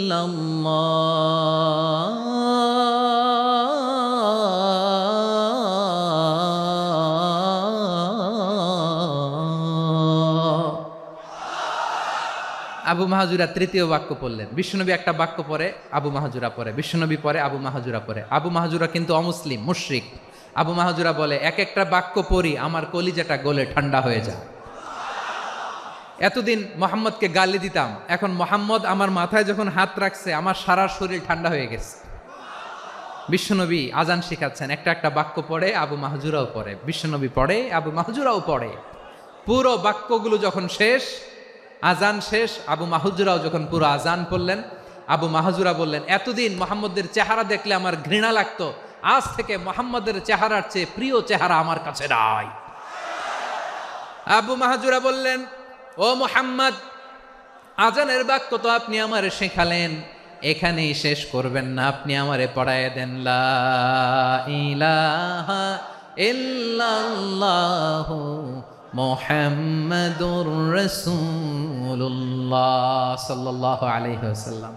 বিশ্বনবীর সাথে দাঁড়িয়ে উনি শাহাদা পড়ে মুসলমান হয়ে গেলেন। এবার আবু মাহজুরা বলে, ইয়া রাসূলুল্লাহ, ইয়া হাবিবাল্লাহ, আমি মুমিন হয়েছি, মুসলমান হয়েছি, আপনার কাছ থেকে আজান শিখার সৌভাগ্য আমি লাভ করেছি গো নবী। আমার কণ্ঠের বড় তারিফ করেছেন আপনি, আমার আজানকে আপনি পছন্দ করেছেন। একটা জিনিস আপনার কাছে চাই, আপনি আমাকে মক্কার মসজিদুল হারামের মুয়াজ্জিন হিসেবে অ্যাপয়েন্ট করে দে। বিষ্ণু ইসা ইসলাম বললেন, যাও আবু মাহজুরা, আমি তোমাকে পৃথিবীর শ্রেষ্ঠতম মসজিদ মক্কার মসজিদুল হারামের মুয়াজ্জিন হিসেবে অ্যাপয়েন্ট করে দিলাম। দেখছেন কিভাবে ট্যালেন্ট হান্টিং করতে হয়, কিভাবে হিউম্যান রিসোর্স মানব সম্পদকে ব্যবহার করতে হয়। আসছিল আজানকে ভেঙ্গাইতে, আসছিল কেন? আজানকে ব্যঙ্গ করার জন্য, বিকৃত করার জন্য। আজানকে বিকৃত করতে যে ইসলামের সবচেয়ে শ্রেষ্ঠ মসজিদের মুয়াজ্জিন হয়ে গেল। পড়েন সুবহানাল্লাহ। হযরত আবু মাহজুরা রাদিয়াল্লাহু তাআলা আনহু ওনার এই সুললিত কণ্ঠ ব্যবহার করে মসজিদুল হারামে এত সুন্দর করে আল্লাহু আকবার বলে আজান দিতেন, মানুষগুলোর, মুসল্লিগুলোর, মক্কাবাসীর হৃদয়কে তিনি বিগলিত করে দিতেন, মানুষের হৃদয়কে ঠান্ডা হয়ে যেত। শুধু এখানেই শেষ না আমার যশোরের ভাইয়েরা, বিশ্বনবী যখন সাইয়েদনা আবু মাহজুরা রাদিয়াল্লাহু তাআলা আনহুকে আজান শিখাচ্ছিলেন, বলেন তো বিশ্বনবীর হাতটা কোথায় ছিল? আবু মাহজুরার মাথার সামনে, এই চুলের উপরে ছিল। আবু মাহজুরা ওই স্মৃতিটাকে ধারণ করবার জন্য, ওই স্মৃতিকে বহন করার জন্য বিশ্বনবীর মোবারক হাত আবু মাহজুরার কপালের চুলের যেই জায়গায় লেগেছে, মৃত্যুর আগের দিন পর্যন্ত আবু মাহজুরা মাথার ওই চুলে কোনোদিন ছুরি আর কামার লাগায় নাই, সেখানে কেচি লাগায় নাই, চুলের মধ্যে খুর লাগায় নাই। আবু মাহজুরা ডান দিকের চুল কাটতো, বাম দিকের চুল কাটতো, পেছনের চুল কাটতো, সামনের চুল কাটতো না। আবু মাহজুরা রাদিয়াল্লাহু তাআলা আনহুর সামনের চুলগুলো বড় হতে হতে যখন এত বড় হয়ে যায়, তিনি চুলগুলো পেঁচিয়ে মাথার মধ্যে রাখতেন, তারপরে তিনি পাগড়ি পরতেন। সবাই জিজ্ঞেস করতো, আবু মাহজুরা, এটা আবার কেমন স্টাইল? দেখতে তোমার কি বিদঘুটে লাগে, কেমন অড লাগে, কেমন খারাপ দেখা যায়। মক্কায় এমন কোনো মানুষ তো দেখি নাই, ডানে চুল কাটে, বায়ে চুল কাটে, পেছনে চুল কাটে, সামনে কাটে না। ওরে আবু মাহজুরা, কেমন দেখা যায় তোমারে, তুমি সামনের চুল কাটো না কেন? আবু মাহজুরা বলে, আমি হাঁটু গেড়ে পেয়ারা নবীর সামনে বসেছিলাম, আমার এই মাথার চুলের মধ্যে মুবারক হাত লাগিয়ে বিশ্বনবী নিজে আমাকে আজানের প্রতিটা বাক্য শিক্ষা দিয়েছেন। বিশ্বনবীর মোবারক হাত, পবিত্র হাত আমার মাথার চুলের যেই জায়গায় লেগেছে, আমি চাই ওই চুলগুলা নিয়ে আমি আমার কবরের ভিতরে যাব। সাইয়েদনা আবু মাহজুরা রাদিয়াল্লাহু তাআলা আনহু ইন্তেকালের আগের পর্যন্ত মাথার সামনের চুলগুলা কাটে নাই, মাথার সামনের চুল তিনি কাটেন নাই। সুবহানাল্লাহি বিহামদি। কেমন ভালোবাসতেন বিশ্বনবী সাহাবীদেরকে, সাহাবারা কেমন ভালোবাসতেন বিশ্বনবীকে। সামনের চুলগুলো বড় হতে হতে এত বড় ছিল, পেঁচিয়ে রেখে পাগড়ি পরতেন, কাটতেন না। নবীর হাত লেগেছিল। সুবহানাল্লাহ পড়েন। তাহলে what is the lesson, moral of the story কি? মোরাল অফ দ্য স্টোরি হচ্ছে, আসছিল আজানকে ব্যঙ্গ করার জন্য, বিকৃত করার জন্য, হয়ে গেল মসজিদুল হারামের মুয়াজ্জিন। দেখেন বিশ্বনবী একটা খারাপ সিচুয়েশনের মধ্যে থেকে কি ভালো জিনিস বের করে আনলেন। আমি যে শুরুতে বলেছি কিভাবে তিনি হিউম্যান রিসোর্সকে ডেভেলপ করেছেন, ম্যানেজ করেছেন। তিনি যে চৌকস ট্যালেন্ট হান্টার ছিল, দেখেন সবার মধ্যে থেকে এর বাছাই করে মুয়াজ্জিন বানাই দিয়েছেন। সুবহানাল্লাহ পড়েন। তার মানে এই না সবাইরে ধরে ধরে উনি মুয়াজ্জিন বানাইছেন, যার যেই ট্যালেন্ট আছে তাকে ওই কাজে অ্যাসাইন করেছেন। যার যেই প্রতিভা আছে তার প্রতিভাকে ইসলামের কাজে লাগিয়েছেন। সুবহানাল্লাহ পড়েন। যায়েদ বিন সাবেত রাদিয়াল্লাহু তাআলা আনহু, নাম শুনেছেন? যশোর, কথা বেরোয় না। যদি জিগায় সালমান খানের নাম শুনছেন, সবাই হাত তুলবে, জি হুজুর শুনছি, মানে সব দেখা শেষ। সালমান খান, আমির খান, অমুক খান, সব খান মুখস্থ, কিন্তু যায়েদ বিন সাবেতের নাম মুখস্থ নাই মুসলমানদের। যেই সাহাবী মাথার সামনের চুল কাটে নাই, মসজিদুল হারামের মুয়াজ্জিন বানাইছেন বিশ্বনবী, ওই সাহাবীর নাম কি? খায়া ফেলাইস, স্লোগানের সাথে খায়া ফেলাইস। আবু মাহজুরা, কি নাম? আবু মাহজুরা আল জুমাহি রাদিয়াল্লাহু তাআলা আনহু। এই নামটা আজকে নিয়ে যাইতে হবে যশোর। আবু মাহজুরা রাদিয়াল্লাহু তাআলা আনহু। 2 নম্বরে বলছিলাম যায়েদ বিন সাবেত রাদিয়াল্লাহু তাআলা আনহু।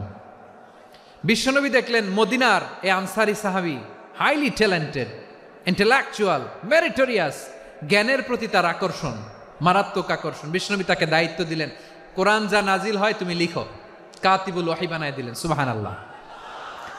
যায়েদ বিন সাবেতরে আবার আজান শিখান নাই, কারণ তার মধ্যে বিশ্বনবী প্রতিভা দেখেছেন, একাডেমিক প্রতিভা। বিশ্বনবীর একাডেমিক প্রজেক্টগুলো তিনি হ্যান্ডেল করতেন। যায়েদ বিন সাবেত ছিল বিশ্বনবীর ব্যক্তিগত সচিব। কি ছিল? ব্যক্তিগত সচিব, বোঝেন নাই? বিশ্বনবীর ব্যক্তিগত সচিব এবং দোভাষী। ইহুদিরা কিছু লিখে দিলে এটার অর্থ বিশ্বনবীরে বুঝায় দিতেন, আবার ইহুদিদের কাছে কিছু লিখতে হলে তিনি লিখে দিতেন। বিশ্বনবী একদিন বললেন, ইন্নী ওয়াল্লাহি মা আমানু ইয়াহুদা আলা কিতাব। ইহুদিরা যে চিঠি পাঠায় অর্থ তো বুঝি না, আরেক ইহুদি আইনে অর্থ করা লাগে। আবার ইহুদিদের কাছে কিছু লিখে পাঠাইতে চাইলে আমরা তো লিখতে পারি না, ইহুদিরে দিয়ে লেখা লাগে। ওরা যে পয়রা শোনায় লিখে দেয়, আমি ওদের বিশ্বাস করি না, আমার নিজের একজন লোক দরকার। বিশ্বনবী এই যায়েদ বিন সাবেতকে চুজ করলেন ল্যাঙ্গুয়েজের জন্য। উনি বললেন, যায়েদ, তোমার সফট স্কিলকে ডেভেলপ করতে হবে, তুমি হিব্রু ল্যাঙ্গুয়েজ শিখে ফেলো। যায়েদ বিন সাবেত বলল, বিশ্বনবীর মোটিভেশন আর ইন্সপিরেশন পেয়ে আমি 15 দিনে ইহুদিদের এই হিব্রু ল্যাঙ্গুয়েজ শিখে ফেললাম। শুধু শিখে ফেললাম না, হাত্তা হাদিকতু, even I became master in the language. এই ভাষা আমি পারদর্শী হয়ে গেলাম। এরপরে ইহুদিরা চিঠি লিখে পাঠালে আর কোনো ইহুদি ডাকা লাগতো না, আমি নবীর এটার অর্থ শুনে পরে বুঝায় দিতাম। আবার ইহুদিদের কাছে চিঠি লেখা লাগলে আমি যায়েদ বিন সাবেত চিঠি লিখে দিতাম। সুবহানাল্লাহ। দেখেন, এত সাহাবীর মধ্য থেকে বিশ্বনবীর একাডেমিক প্রজেক্ট, ব্যক্তিগত সচিব, দোভাষী হিসেবে তিনি যায়েদ বিন সাবেতের মতো তরুণকে নির্বাচিত করেছেন। কেমন ট্যালেন্ট হান্টার ছিল আমার নবী! সুবহানাল্লাহ পড়বেন না? বিশ্বনবীর ইন্তেকালের পরে সাইয়েদনা আবু বকর রাদিয়াল্লাহু তাআলা আনহু যখন খলিফা হয়ে আসলেন, কোরআনকে সংকলনের দায়িত্ব দেয়া লাগবে, কোন সাহাবীকে দিবেন? সব সাহাবারা মিলে পরামর্শ করলেন। সাইয়েদনা আবু বকর, ওমর সবাই মিলে এই বিশাল কোরআন সংকলনের গুরু দায়িত্ব বিশ্বনবীর ব্যক্তিগত সচিব, বিশ্বনবীর দোভাষী, বিশ্বনবীর সিলেক্ট করাই লোক যায়েদ ইবনে সাবেত রাদিয়াল্লাহু তাআলা আনহুকে দিয়েছে। কোরআনের কপি তো আজকে এখানে রাখে নাই। এই যে আজকের যে কোরআন পড়েন, এটা আগে এরকম ছিল না। কোরআন নাজিল হলে সাহাবারা চামড়ার, ওটের চামড়ায় লিখে ফেলতো, ওটের চ্যাপ্টা হাড্ডির মধ্যে লিখে ফেলতো, গাছের গুড়ির মধ্যে লিখে ফেলতো, বিভিন্ন জনের কাছে ছড়ানো ছিটানো ছিল।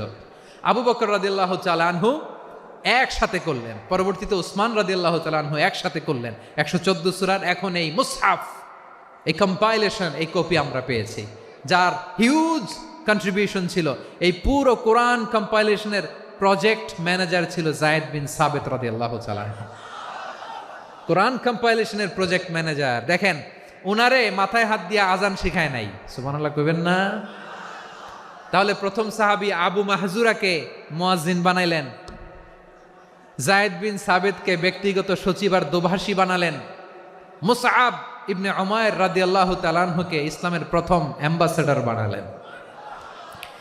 তাহলে তৃতীয় নাম্বার একজন সাহাবীর নাম বলছি, মুসআব ইবনে উমাইর। মুসআব, কি নাম? নামটা কেমন লাগে? এই কয়েকজনের ভাল লাগে, বাকিদের ভাল লাগে না? ভাল লাগে? এই আর কয়েকটা মিনিট দেওয়া যাবে না আমাকে আল্লাহর রাস্তে? হ্যাঁ, ঠিক আছে। আমি তোমাদেরকে ভালোবাসা দেখাবো, দোয়া করব, যদি চুপ থাকো, একেবারে চুপ, কষ্ট সহ্য করো। বাকিরা যা সওয়াব পাবে তোমরা ডবল পাবা, যেহেতু কষ্ট বেশি, কিন্তু চুপ। 3 নম্বর সাহাবীর নাম মুসআব। এই ধাক্কাধাক্কি কেন রে ভাই? না না না, এরকম হইলে আসবো না যশোর, আমি আর আসবো না। হয় পিছনে চলে যাও, নাহলে চুপ, ধাক্কাধাক্কি নাই। 3 নম্বর সাহাবীর নাম মুসআব। কি নাম? He was the first ambassador in Islam. ইসলামের প্রথম ডিপ্লোমাট, প্রথম কূটনৈতিক, ইসলামের প্রথম কূটনৈতিক, ইসলামের প্রথম ডিপ্লোমাট, প্রথম অ্যাম্বাসেডর মুসআব ইবনে উমাইর। মক্কার তরুণ যুবক, উনি পারফিউম লাগাইলে মানুষ দেখলেই বুঝতো এটা মুসআব লাগাইছে। এমন ড্যাশিং ফেসের ছিল, এমন স্মার্ট ড্যাশিং ফেস, এমন পার্সোনালিটির মানুষ ছিল মুসআব রাদিয়াল্লাহু তাআলা আনহু।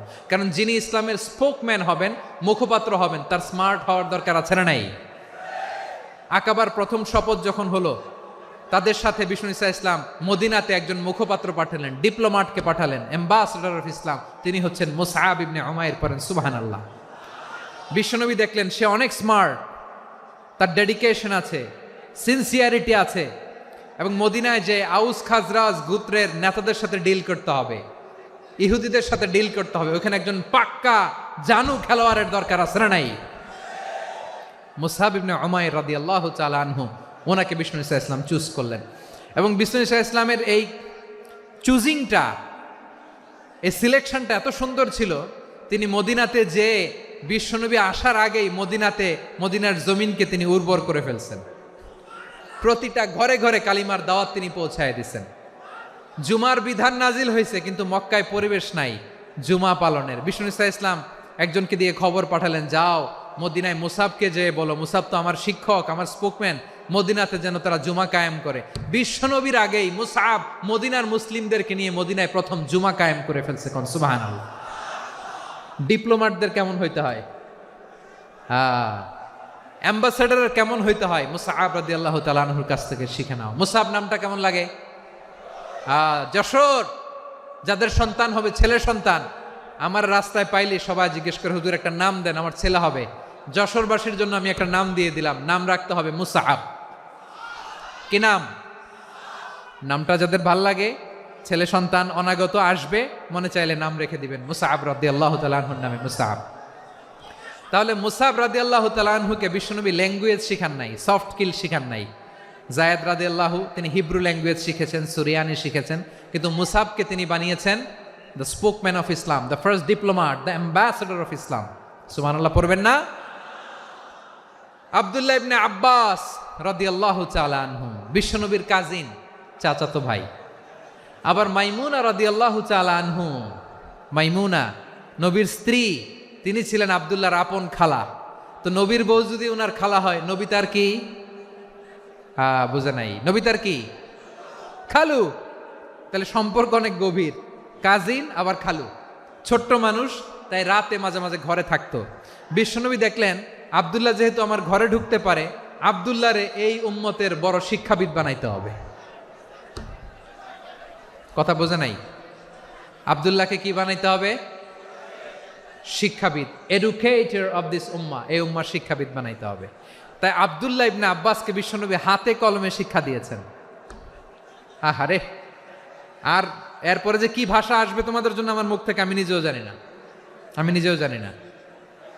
1 ঘন্টা যাবত ধাক্কা ধাক্কি মারামারি। তো আসতে বলছে কে তোমাকে? পেছনে চলে যাও, জায়গা না পেলে। পুরো প্রোগ্রামটাই নষ্ট করে দিল।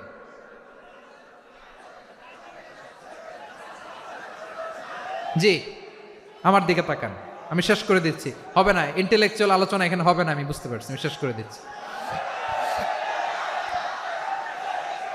আব্দুল্লাহ ইবনে আব্বাস রাদিয়াল্লাহু তাআলা আনহু, মনোযোগ দিয়ে কয়েকটা মিনিট শুনুন, আমি এখনই শেষ করে দিচ্ছি। এরপর আওয়াজ করবে, এই যে এগুলো কি আমি বুঝলাম না।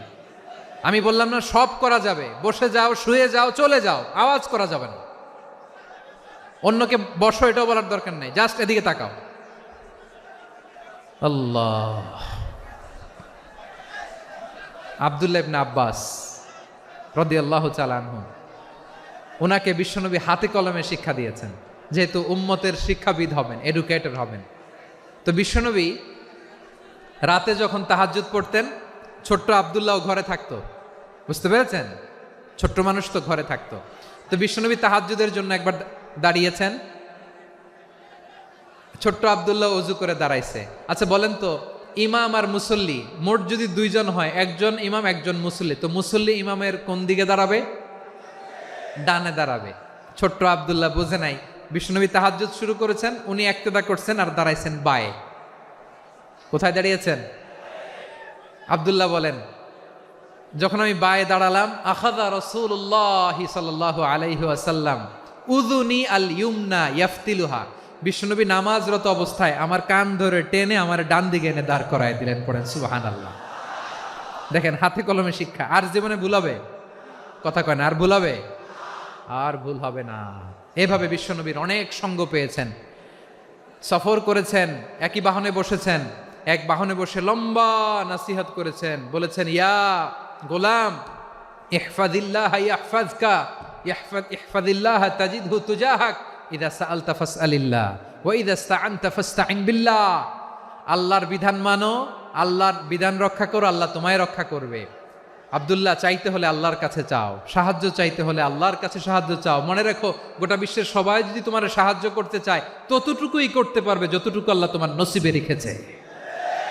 গোটা বিশ্ব যদি তোমার বিরুদ্ধে ষড়যন্ত্রে দাঁড়িয়ে যায়, ক্ষতি ততটুকু করতে পারবে যতটুকু তোমার জন্য বরাদ্দ আছে।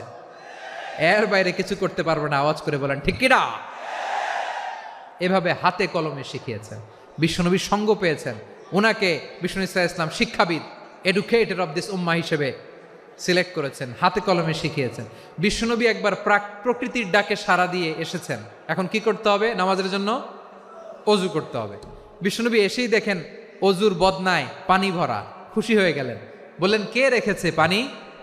একজন বলল, আব্দুল্লাহ রেখেছে। বিশ্বনবী অত্যন্ত খুশি হলেন, খুশি হয়ে একটা দোয়া করলেন, বললেন, আল্লাহুম্মা ফাক্কিহু ফিদ্দীন ওয়া আল্লিমহু তা'ওয়ীল। আল্লাহ, তুমি আব্দুল্লাহকে দ্বীনের বুঝ দিও আর কোরআনের তাফসির শিক্ষা দিও। বিশ্বনবীর এই দোয়া এমন লাগছে, উনি রাইসুল মুফাসসিরিন, এই পৃথিবীতে যত মুফাসসির ছিল, যত মুফাসসির আসবে, সকল মুফাসসিরের সম্রাট হিসেবে স্বীকৃত হয়েছেন। আব্দুল্লাহ ইবনে আব্বাস, বিশ্বনবী ওনারা আজান শিখান নাই, বিশ্বনবী ওনারা ল্যাঙ্গুয়েজ শিখান নাই, বিশ্বনবী ওনারা অ্যাম্বাসাডার বানান নাই, হাতে কলমে শিক্ষা দিয়েছেন। ছোট্ট মানুষ, বিশ্বনবী ইন্তেকাল করলেন, আবু বকরের সময় গেল, ওমরে ফারুকের খেলাফত, তখনও তিনি তরুণ। ওমরে ফারুক রাদিয়াল্লাহু তাআলা আনহু ওনার ক্যাবিনেট মিনিস্ট্রির বৈঠকে এই আব্দুল্লাহ ইবনে আব্বাসকে পাশ দিয়ে বসায় রাখতেন। বয়স্ক সাহাবারা এটা পছন্দ করতো না।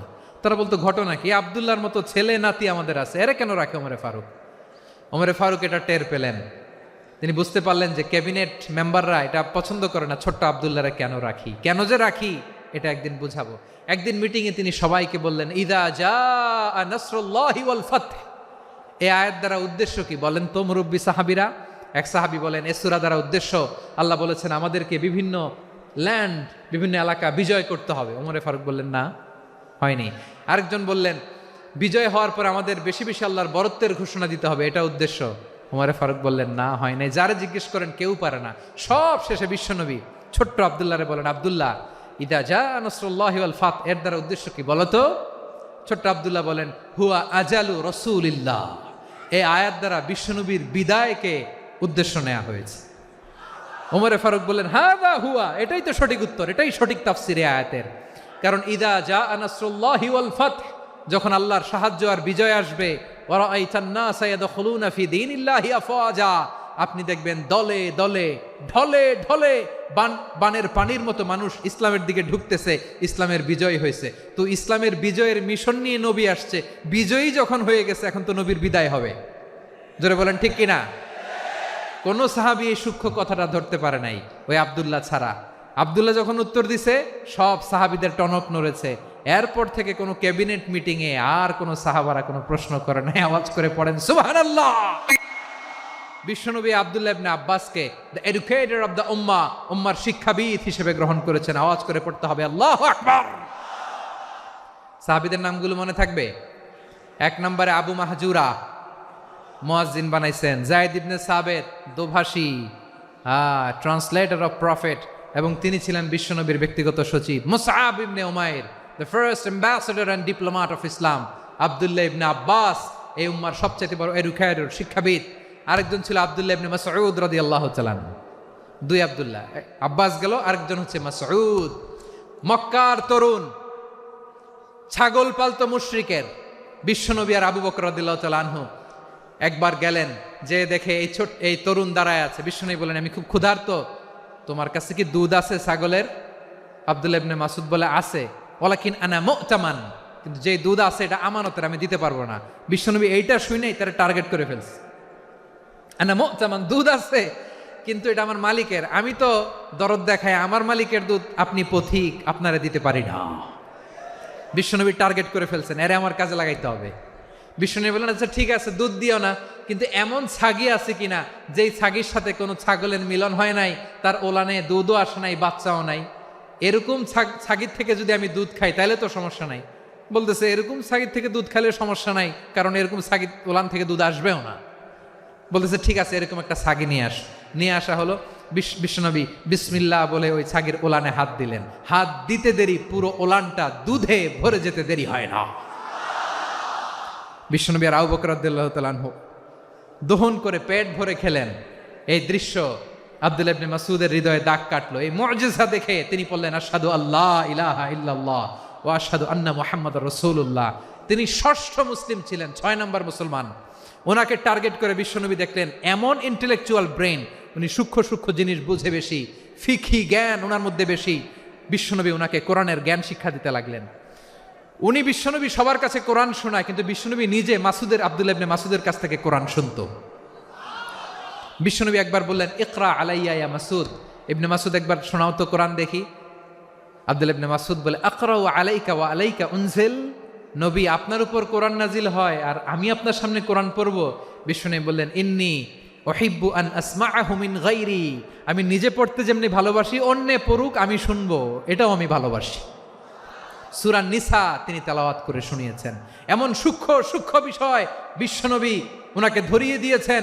উনি হয়ে গিয়েছেন, আব্দুল্লাহ ইবনে আব্বাস হয়েছেন রাইসুল মুফাসসিরিন, উনি হয়ে গিয়েছেন ফাকিহুল উম্মাহ। ওনার চাইতে বড় ফকি এই পৃথিবী আর দেখবে না। চিল্লায় বলেন সুবহানাল্লাহ। উনি বলতেন, ওয়াল্লাহি ওয়াল্লাহি ইল্লাযী লা ইলাহা গায়রু মা উনজিলাত সূরাতুন ইল্লা ওয়া আনা আ'লামু আইনা উনজিলাত ওয়া ফীমা উনজিলাত। বিশ্বনবী এমন ভাবে কোরআনের দার্স আমাকে দিয়েছেন, কোরআনে যত সূরা নাজিল হয়েছে, যেখানে নাজিল হোক না কেন আমি জানি এটা কোথায় নাজিল হয়েছে এবং কোন প্রেক্ষাপটে নাজিল হয়েছে। এমন একটা সূরা নাই যে সূরার কোথায় নাজিল হয়েছে আমি মাসুদের জানা নাই, কোন প্রেক্ষাপটে নাজিল হয়েছে আমার জানা নাই। এরকম ঘটবে না। চিল্লায় বলেন আল্লাহু আকবার। এই আব্দুল্লাহ ইবনে মাসউদ রাদিয়াল্লাহু তাআলা আনহু ওমর ফারুকের সময় কুফার চিফ জাস্টিস ছিলেন। কুফা নগরীর চিফ জাস্টিস বুঝেন নাই? বিচারপতি। কি ছিলেন? সবাই বলে নাই, কি ছিলেন? বিচারপতি ছিলেন। এবং ওনার যে ফিকহি জ্ঞানের ধারা, এটাই আলকামা, ইব্রাহিম আন-নাখাই, হাম্মাদ ইবনে সুলাইমান হয়ে ইমাম আবু হানিফা পর্যন্ত পৌঁছেছে।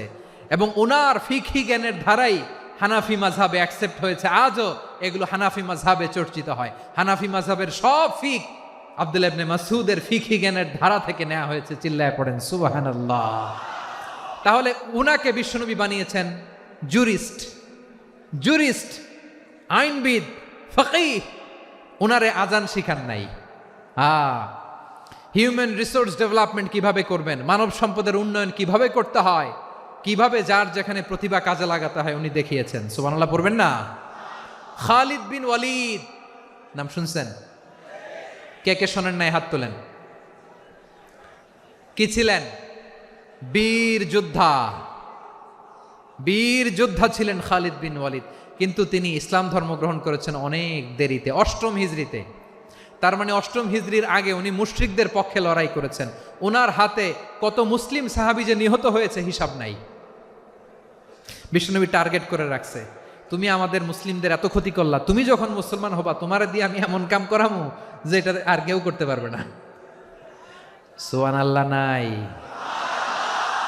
যশোর ক্লান্ত হয়ে গেছে।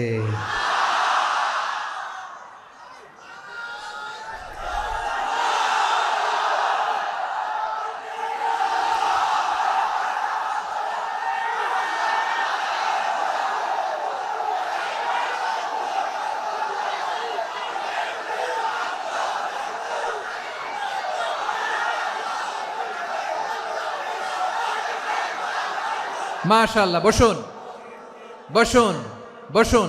খালিদ বিন ওয়ালিদ রাদিয়াল্লাহু তাআলা আনহু অষ্টম হিজরিতে মুসলিম হয়েছেন, মক্কা বিজয়ের আগে। তো মক্কা বিজয়ের আগে যখন মুসলিম হয়েছেন, এর আগে কি করছেন? কাফিরদের সাথে যুদ্ধ করেছেন। উনি উহুদের যুদ্ধে মুসলমানদের যে পরাজয় ভাব, কঠিন পরিস্থিতির মুখোমুখি উনার কারণে পেছন থেকে এমন আতর্কিত আক্রমণ করেছেন, মুসলমানদেরকে কচুকাটা করেছেন। অষ্টম হিজরিতে আল্লাহ তাআলা হেদায়েতের নূর দিয়ে ওনার হৃদয়টাকে উজালা করে দিলেন। লা ইলাহা, এটা এমন বাণী যার হৃদয়ে একবার টাচ খাবে, এইটা থেকে সে আর পালিয়ে বেড়াতে পারে।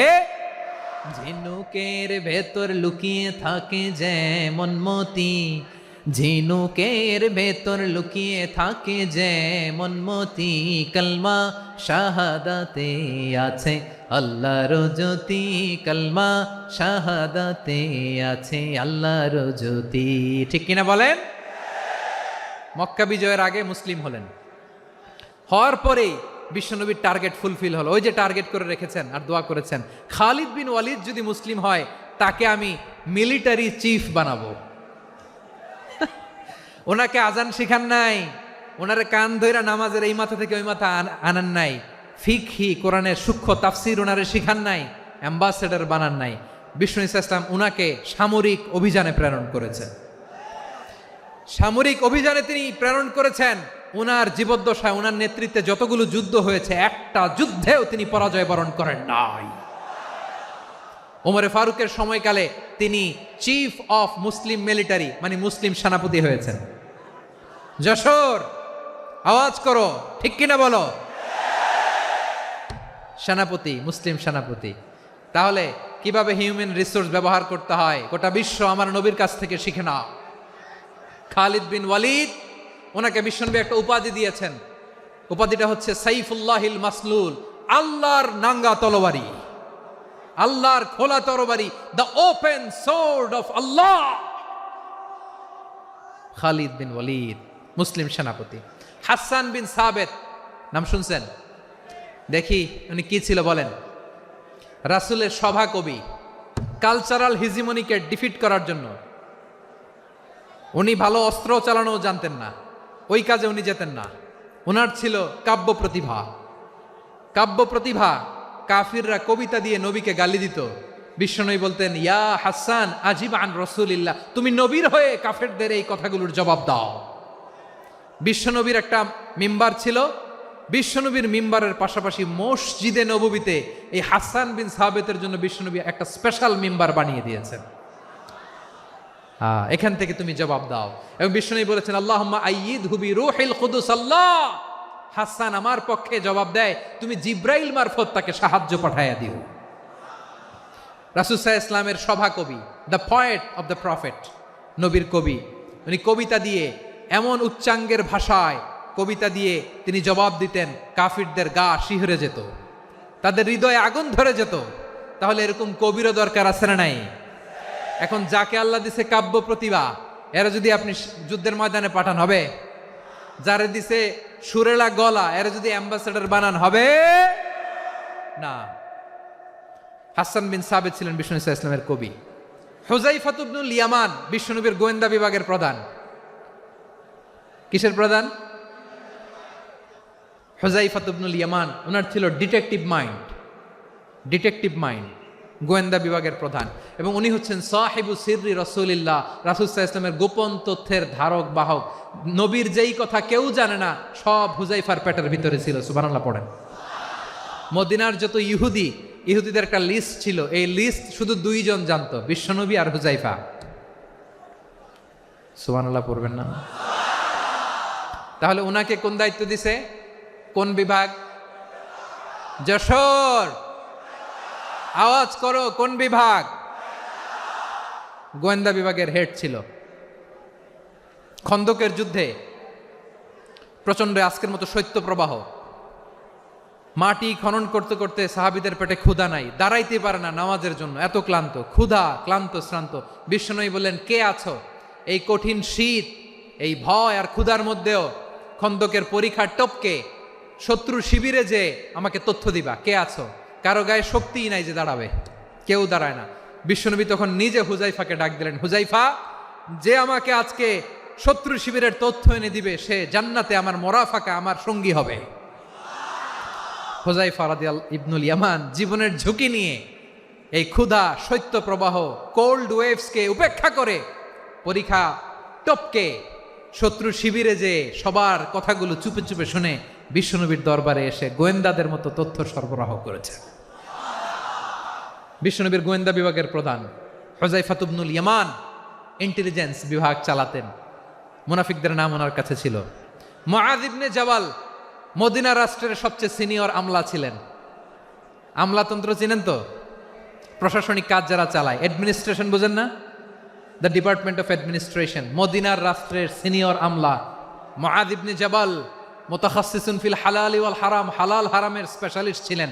বিশ্বনবী উনাকে ইয়ামানের গভর্নর করে পাঠাইছেন। বলেছেন, ইন্নাকা তা'তি কওমান আহলা কিতাব, এমন গোষ্ঠীর কাছে যাবা এরা ইহুদি নাসারা, আগে শাহাদা পড়লে এরপরে নামাজের দাওয়াত দিও, নামাজ পড়লে যাকাতের দাওয়াত দিও। গভর্নরের অ্যাটিটিউড যেমন থাকে তেমন অ্যাটিটিউড ধরে রেখো। সুবহানাল্লাহ পড়েন।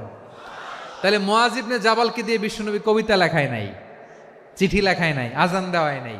সুবহানাল্লাহ পড়বেন না? সব শেষ সাহাবী বলি আবু হুরায়রা রাদিয়াল্লাহু তাআলা আনহু। নাম শুনছেন? বিড়ালের বাবা। কি করতেন? খালি হাদিস মুখস্থ করতেন। উনি বলতেন, আলজামু রাসূলুল্লাহ আলা মিল ইবাতনি, আমার শুধু পেটের ক্ষুধার বন্দোবস্ত হইলে আমি নবীর সঙ্গ ছাড়তাম না।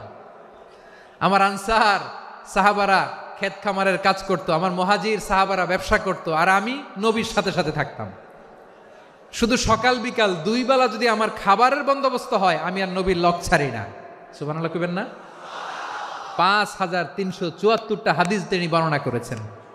সবচেয়ে বেশি হাদিস বর্ণনাকারী সাহাবী। হাদিস প্রিজার্ভেশনের কাজে বিশ্বনবী ওনাকে কাজে লাগিয়েছেন।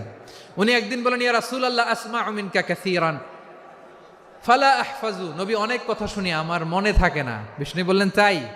উবসুত রিদাক, তোমার চাদরটা বিছাও। আবু হুরায়রা বিছালেন, বিশ্বনবী হাত বুলায় দিলেন, এরপরে অনেক হাদিস বর্ণনা করলেন। আবু হুরায়রা বলে, তারপর থেকে বিশ্বনবী যাই বর্ণনা করে আমি শুনি আর একটাও বলি না। এখন সুবহানাল্লাহ। বিশ্বনবী ওনাকে হাদিস প্রিজার্ভেশন, নবীর এই যে লক্ষ্য হাদিস প্রিজার্ভেশনের এই দায়িত্ব দিয়েছেন সাইয়েদনা আবু হুরায়রা রাদিয়াল্লাহু তাআলা আনহুকে। প্রিয় ভাইরা, তাহলে 10 জন সাহাবীর কথা যে বললাম, আপনারা কি খেয়াল করেছেন কত বড় ট্যালেন্ট হান্টার, চৌকস ট্যালেন্ট হান্টার ছিল আমার নবী। এক একজনের এক এক ট্যালেন্ট, এক এক কাজে অ্যাসাইন করেছেন, এক একজনকে এক এক দায়িত্ব দিয়েছেন, এক একজনের প্রতিভাকে এক একভাবে বিকশিত হওয়ার সুযোগ দিয়েছেন। আওয়াজ করে বলেন ঠিক কি না? এখন আমার পর্দার আড়ালে আমার মায়েরা বলবে, এতগুলো পুরুষ সাহাবীর কথা বললো, নারী সাহাবীরা কি কিছু করে নাই? মোনাজাত হবে, দোয়া ছাড়া কেউ যাব না। রুফাইদা আল আসলামিয়া রাদিয়াল্লাহু তাআলা আনহা, ওনার বাবার নাম সাআদ আল আসলামি। বিশ্বনবী কি খেয়াল করলেন দেখেন, সাআদ ছিল মদিনার বড় ডাক্তার। এই নারী সাহাবী রুফাইদা বাবার কাছ থেকে চিকিৎসা বিদ্যা শিখেছেন। যখন শিখছে, বিশ্বনবী দেখলেন আমার তো প্রতি সপ্তাহে সপ্তাহে যুদ্ধে আহত সাহাবীদের সেবা দিবে কে? বিশ্বনবী রুফাইদাকে বললেন, রুফাইদা তুমি মসজিদে নববীর পাশে একটা মেডিকেল ক্যাম্প করো। এই যে সাকিনা আদ্দিন মেডিকেলের আমার ছাত্রী বন্ধুরা শুনে রাখো, তোমাদের আইকন হচ্ছে এই রুফাইদা আল আসলামিয়া। বিশ্বনবীর ডিরেকশন অনুযায়ী তিনি মসজিদে নববীর পাশে একটা মেডিকেল ক্যাম্প করলেন এবং আহত সাহাবাদের চিকিৎসা উনি ওনার টিম নিয়ে দিতেন। বিশ্বনবীর পরামর্শে উনি আনসারি এবং মুহাজির মহিলা সাহাবীদেরকে নিয়ে একটা স্পেশাল মেডিকেল টিম গঠন করলেন। খায়বার যুদ্ধে 7ম হিজরিতে যখন বিশ্বনবী যায়, উনি ওনার টিম নিয়ে আসলেন, বললেন, ইয়া রাসূলুল্লাহ আমরা তো তলোয়ার চালাতে পারি না, আমরা তো তীর মারতে পারি না, আপনি যদি অনুমতি দেন খায়বার অভিযানে আমি আমার টিম নিয়ে মেডিকেল টিমের সেবাটা সার্ভিসটা দিতে চাই। পড়েন সুবহানাল্লাহ। বিশ্বনবী অনুমতি দিলেন, যোদ্ধা সাহাবীদের সাথে রুফাইদা আল আসলামিয়া উনিও মেডিকেল টিম নিয়ে অগ্রসর হলেন। খায়বারের প্রতিটা আহত ইনজুর্ড সাহাবী যারা ইনজুরির শিকার হয়েছেন সবাই রুফাইদা আল আসলামিয়ার এই মেডিকেল ক্যাম্প থেকে চিকিৎসা সহায়তা পেয়েছেন। সুবহানাল্লাহ পড়েন। দেখেন কিভাবে বিশ্বনবী ট্যালেন্ট বাছাই করতেন। আপনি অবাক হবেন, বাহরাইনের মেডিকেল ইউনিভার্সিটিতে রুফাইদা আল আসলামিয়া মেডিকেল প্রাইজ অ্যাওয়ার্ড প্রতি বছর দেয়া হয়। যদি 8 দিনের এই মেডিকেল আমার বোনেরা যদি জেনে থাকো জানো, না হলে নতুন করে জানো, সার্চ দিও রুফাইদা আল আসলামিয়া মেডিকেল অ্যাওয়ার্ড। বাহরাইনের ইউনিভার্সিটিতে দেওয়া হয়। প্রিয় ভাইয়েরা, তাহলে আলোচনার সামারি আমরা করি। বিশ্বনবী যার যেখানে ট্যালেন্ট তাকে ওইখানে কাজে লাগাতেন। আওয়াজ করে বলেন ঠিক কিনা? এবার একটা ইন্টারভিউ হবে, আওয়াজ করে বলেন, আবু মাহজুরাকে বিশ্বনবী কি বানাইছেন? হ্যাঁ, ভুলে গেছেন? সামনের চুলে হাত দিয়ে বিশ্বনবী কি সুন্দর গলায় আজান শিখালেন। মুয়াজ্জিন। যায়েদ বিন সাবেতকে একাডেমিক প্রজেক্টের দায়িত্ব দিয়েছেন, তিনি ছিলেন বিশ্বনবীর দোভাষী ব্যক্তিগত সচিব। Musab ibn Umair, the first ambassador of Islam. Abdullah ibn Abbas, উম্মার বড় শিক্ষাবিদ, মুফাসসির। আব্দুল্লাহ ইবনে মাসউদ, আব্দুল্লাহ ইবনে মাসউদ ছিলেন জুরিস্ট। কি ছিলেন? জুরিস্ট ছিলেন, এই উম্মার সবচেয়ে বড় জুরিস্ট। খালিদ বিন ওয়ালিদ, সেনাপ্রধান। হাসান বিন সাবেত, হাসান বিন সাবেত ছিলেন বিশ্বনবীর সভাকবি। কি ছিলেন? বিশ্বনবীর সভাকবি ছিলেন। এরপরে হুযায়ফা ইবনুল ইয়ামান কি ছিলেন? গোয়েন্দা বিভাগের প্রধান। মুআয ইবনে জাবাল কি ছিলেন? সিনিয়র আমলা, ইয়ামানের গভর্নর। আবু হুরায়রা রাদিয়াল্লাহু তাআলা আনহু হাদিস প্রিজার্ভেশনের কাজ করেছেন। আর আমাদের রুফাইদা আল আসলামিয়া রাদিয়াল্লাহু তাআলা আনহা কি ছিলেন? নার্স ছিলেন, নার্স হয়ে মেডিকেল সেবা দিয়েছেন। প্রিয় ভাইয়েরা, পুরো আলোচনার যদি সামারি করি তাহলে বিশ্বনবী যেভাবে হিউম্যান রিসোর্সকে ম্যানেজ করেছেন, যার যেখানে প্রতিভা কাজে লাগিয়েছেন, আমরাও যদি করি আমাদের বাংলাদেশের চিত্র আমরা পাল্টে যেতে পারবো। আমরা শুরুতে শুনেছি মানুষের আছে অসীম সম্ভাবনা, প্রতিটা মানুষ অনন্য। যত্ন নিলে, যথাযথ পরিচর্যা করলে মানুষ বিশ্ব জয় করতে পারে, ঠিক কিনা? আমাদের হাফেজে কোরআনের সামনে দাঁড়াতে পারে এমন কোনো হাফেজে কোরআন আল্লাহর জমিনে জন্ম হয় নাই। গোটা বিশ্ব কাঁপিয়ে তারা সেরা। আমাদের ক্রিকেটাররা সেরা, আমাদের তৈরি পোশাক শিল্প সেরা। এরকম অনেক অনেক সেরা জিনিস আছে, আমরা এগুলোরে নার্চারিং করতে পারি নাই, পরিচর্যা করতে পারি নাই, সঠিক তারবিয়াতের অভাব। তাহলে মানুষের অসীম সম্ভাবনাকে কাজে লাগাতে হবে, ঠিক কিনা বলেন? ইউনুস গভর্নমেন্টকে আমি বলবো, অল্প সময়ের জন্য আপনারা এসেছেন, সংস্কারও করতে হবে, আবার নির্বাচনও করতে হবে। সব সংস্কার হয়তো করতে পারবেন না, যতটুকু পারবেন এর মধ্যে আমাদের যে হিউজ ম্যান পাওয়ার, আমাদের যে মানব সম্পদ, হিউম্যান রিসোর্স, এটাকে ডেভেলপ করে আপনাদের যেতে হবে। যেটা পারবেন না সেটাকে পরবর্তী নির্বাচিত গভর্নমেন্টের কাছে রেখে যেতে হবে, যে তারা যেন করে, তাদের কাছে আপনারা এটা রেখে যাবেন। তাহলে মানুষ চাইলে বিশ্ব জয় করতে পারে। আর মানুষকে হারাতে পারে কেউ? জোরে বলো যশোর, মানুষকে হারাতে পারে কেউ? আল্লাহ আমাদেরকে জনসংখ্যা দিয়েছেন প্রিয় ভাইয়েরা। এই জনসংখ্যা অনেক বড় সম্পদ, এটা আমাদের জন্য অভিশাপ নয়, আশীর্বাদ। আমাদের জনসংখ্যাকে যদি আমরা জনশক্তিতে রূপান্তর করতে পারি, আজকে বাংলাদেশ যে অবস্থানে দাঁড়িয়ে আছে, বাংলাদেশ তার 20 গুণ উন্নতির শিখরে চলে যাবে। চিল্লায় বলো ঠিক কিনা? আমাদের শ্রমিক ভাইয়েরা বাইরে কাজ করে, আমাদের শ্রমজীবী ভাইয়েরা, প্রবাসীরা, তাদের ব্যাপারে গুরুত্ব দিতে হবে। আমাদের শ্রমের দাম সবচেয়ে কম, সবচেয়ে কম। তারা এম্বাসিতে গুরুত্ব পায় না, এয়ারপোর্টে গুরুত্ব পায় না। এই সরকার অবশ্য তাদেরকে অনেক গুরুত্ব দিচ্ছে। আমাদের অদক্ষ শ্রমিককে যখন আমরা দুবাই পাঠাই, অল্প বেতন পায়, কিন্তু ইন্ডিয়ানরা দক্ষ শ্রমিক পাঠাইলে তার 3 গুণ বেতন পায়। আমরা আমাদের শ্রমিকদেরকে অদক্ষভাবে আর পাঠাতে চাই না, দক্ষ শ্রমিক পাঠিয়ে আমরা রেমিটেন্সের বন্যা বইয়ে দেব। আমাদের শ্রমিকদের পাঠানো রেমিটেন্সের টাকায় সচল থাকে আমার দেশের অর্থনীতির চাকা। তাদেরকে সবচেয়ে গুরুত্ব দিতে হবে। আমরা পেয়েছি ফ্রিডম ফাইটার, মুক্তিযোদ্ধা, আর আমার প্রবাসী ভাইরা হচ্ছে রেমিটেন্স ফাইটার। জোরে বলো ঠিক কিনা? তাহলে আমাদের এই জনশক্তিকে জনসম্পদে ট্রান্সফর্ম করতে হবে, ঠিক কিনা বলেন? সরকার জনগণকে এভাবে পলিশ করতে হবে। মা বাবারা ছেলে মেয়েদের মধ্যে কার কোন যোগ্যতা, তাকে ওইভাবে কাজে লাগাতে হবে। সবার A+ পাওয়ার কোনো দরকার নাই। আমাদের দেশে একটা টেন্ডেন্সি আছে, পরীক্ষায় A+ না পাইলে কই তুই কি করলি, পাশের বাড়ির ছেলে A+ পাইছে, যা ওর পা ধোয়া পানি খা। কি খা? তা আমি ভাবছি যে পা ধোয়া, A+ পাওয়া ছেলেদের পা ধোয়া পানির একটা পানির ব্র্যান্ড বানাইতে হবে। এরকম লেখা থাকবে, A+ পাওয়া ছেলেদের পা ধোয়া পানি। খাওয়া নাই, এগুলার খাওয়া নাই। ওরে আল্লাহ এ প্লাস পাওয়ার জন্য বানাইছে, আর আপনার ছেলেকে এই এ প্লাস গুলারে নিয়ন্ত্রণ করার জন্য আল্লাহ বানাইছে। ওকে দিয়ে আল্লাহ কি করবে আপনি জানেনই না। একটা এ প্লাস, একটা এ গ্রেড একটা মানুষের জীবনকে ঠিক করে দিতে পারে না। আপনার ছেলেকে আল্লাহ অন্যদিকে যোগ্যতা দিয়েছে। ওদের মনোবল ভাঙবেন না, খবরদার খবরদার। ছেলে মেয়েদের মনোবল ভাঙবেন না। যাকে দিয়ে যেটা হবে তাকে দিয়ে সেটা করতে হবে, তার প্রতিভাকে সেভাবে কাজে লাগাতে হবে। তাহলে বাংলাদেশ আমাদের এই জনসংখ্যা জনসম্পদে রূপান্তরিত হবে। আমাদের সরকারের তত্ত্বাবধানে আমাদের 18 কোটি জনগণ দক্ষ জনশক্তিতে রূপান্তরিত হোক। আমরা চাই কি চাই না? আমরা ভালো মানুষ, শ্রেষ্ঠ মানুষ হতে চাই কি চাই না? ওই জাপানিজদের মতো সৎ, ওই ইউরোপিয়ানদের মতো কালচার্ড। আমাদেরকে আল্লাহ তাআলা কোরআন সুন্নাহ অনেক কিছু দিয়েছেন। যেহেতু বর্তমানে আমরা দেখছি তারা সৎ, তাদের মধ্যে ভ্যালিউ আছে, সেগুলো আমাদের মধ্যে আনার দরকার আছে না নাই? আর ইসলাম দিয়ে আমাদের জীবনকে সাজাতে হবে, ইসলাম দিয়ে আমার পরিবারকে সাজাতে হবে। ইসলাম থেকে, কোরআন থেকে প্রেসক্রিপশন না নিলে জীবন সুন্দর হবে না। কোরআন থেকে প্রেসক্রিপশন না নিলে সমাজ সুন্দর হবে না। কোরআনের প্রেসক্রিপশন না মানলে রাষ্ট্র সুন্দর হবে না। কোরআনের প্রেসক্রিপশন অ্যাপ্লাই না করলে শুধু দুর্নীতি দমন কমিশন দিয়ে দুর্নীতি বন্ধ করা যাবে না। এজন্য কোরআনের আইন আমরা চাই কি চাই না? প্রিয় ভাইয়েরা, হিউম্যান রিসোর্স ডেভেলপমেন্ট, মানব সম্পদের উন্নয়ন, আমাদের সরকার যেন এদিকে নজর দেয়। আমরা যেন এই ব্যাপারে যত্নবান হয়ে উঠি।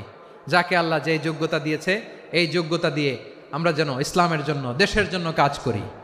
আমরা যেন আমাদের স্কিল ডেভেলপ করি, আমাদের পটেনশিয়ালকে ডেভেলপ করি। মোরালিটি, ভ্যালিউজ নিয়ে শায়েখ আহমদুল্লাহ আলোচনা করেছেন। এগুলো দিয়ে যেন আমরা আমাদেরকে সাজাই। আল্লাহ তাআলা আমাদের দেশকে তুমি নিরাপদ করো, আমরা পড়ি আমিন। আল্লাহ আমার 18 কোটি জনগণকে তুমি জনশক্তিতে রূপান্তরিত করো, আমিন। আল্লাহ আমরা হাতে হাত রেখে, কাঁধে কাঁধ মিলিয়ে, ভাইয়ে ভাইয়ে যেন এই দেশকে গড়তে পারি, আল্লাহ তুমি তৌফিক দান করো, আমরা পড়ি আমিন। আমার প্রিয় মহিউদ্দিন ভাই বলেছেন, হুজুর এমন একটা ঘোষণাপত্র দিয়ে যাবেন আজকের এই ঐতিহাসিক যশোরের প্রোগ্রামে, যেটা গোটা বাংলাদেশে মানুষ এটার উপর আমল করে। আমি যে কথাটা বলেছি এটাই, আসুন আমরা আমাদের জনসংখ্যাকে জনসম্পদে ট্রান্সফর্ম করি। আমাদের জনসংখ্যাকে আমরা যেন জনশক্তিতে রূপান্তরিত করি। জনসংখ্যাকে ট্রান্সফর্ম করে জনশক্তি দিয়ে আমরা যেন আগামীর বাংলাদেশ, স্বাধীন বাংলাদেশ 2.0-কে গড়ে তুলি। আল্লাহ তাআলা আমাদের সবাইকে কথাগুলো বোঝার, আমল করার তৌফিক দান করুন। এই জেনজি, ক্ষমা করে দিও আমাকে, অনেক ধমক দিছি, বকা দিছি। আল্লাহ তোমাদেরকে করুক, কবুল করুক, যশোরবাসীকে কবুল করুক, আদ দিনকে কবুল করুক, এই মেডিকেল কলেজকে কবুল করুক, ইসলামের জন্য বাঁধ ভাঙা এই জোয়ার এবং উচ্ছ্বাসকে আল্লাহ তাআলা কবুল করুক।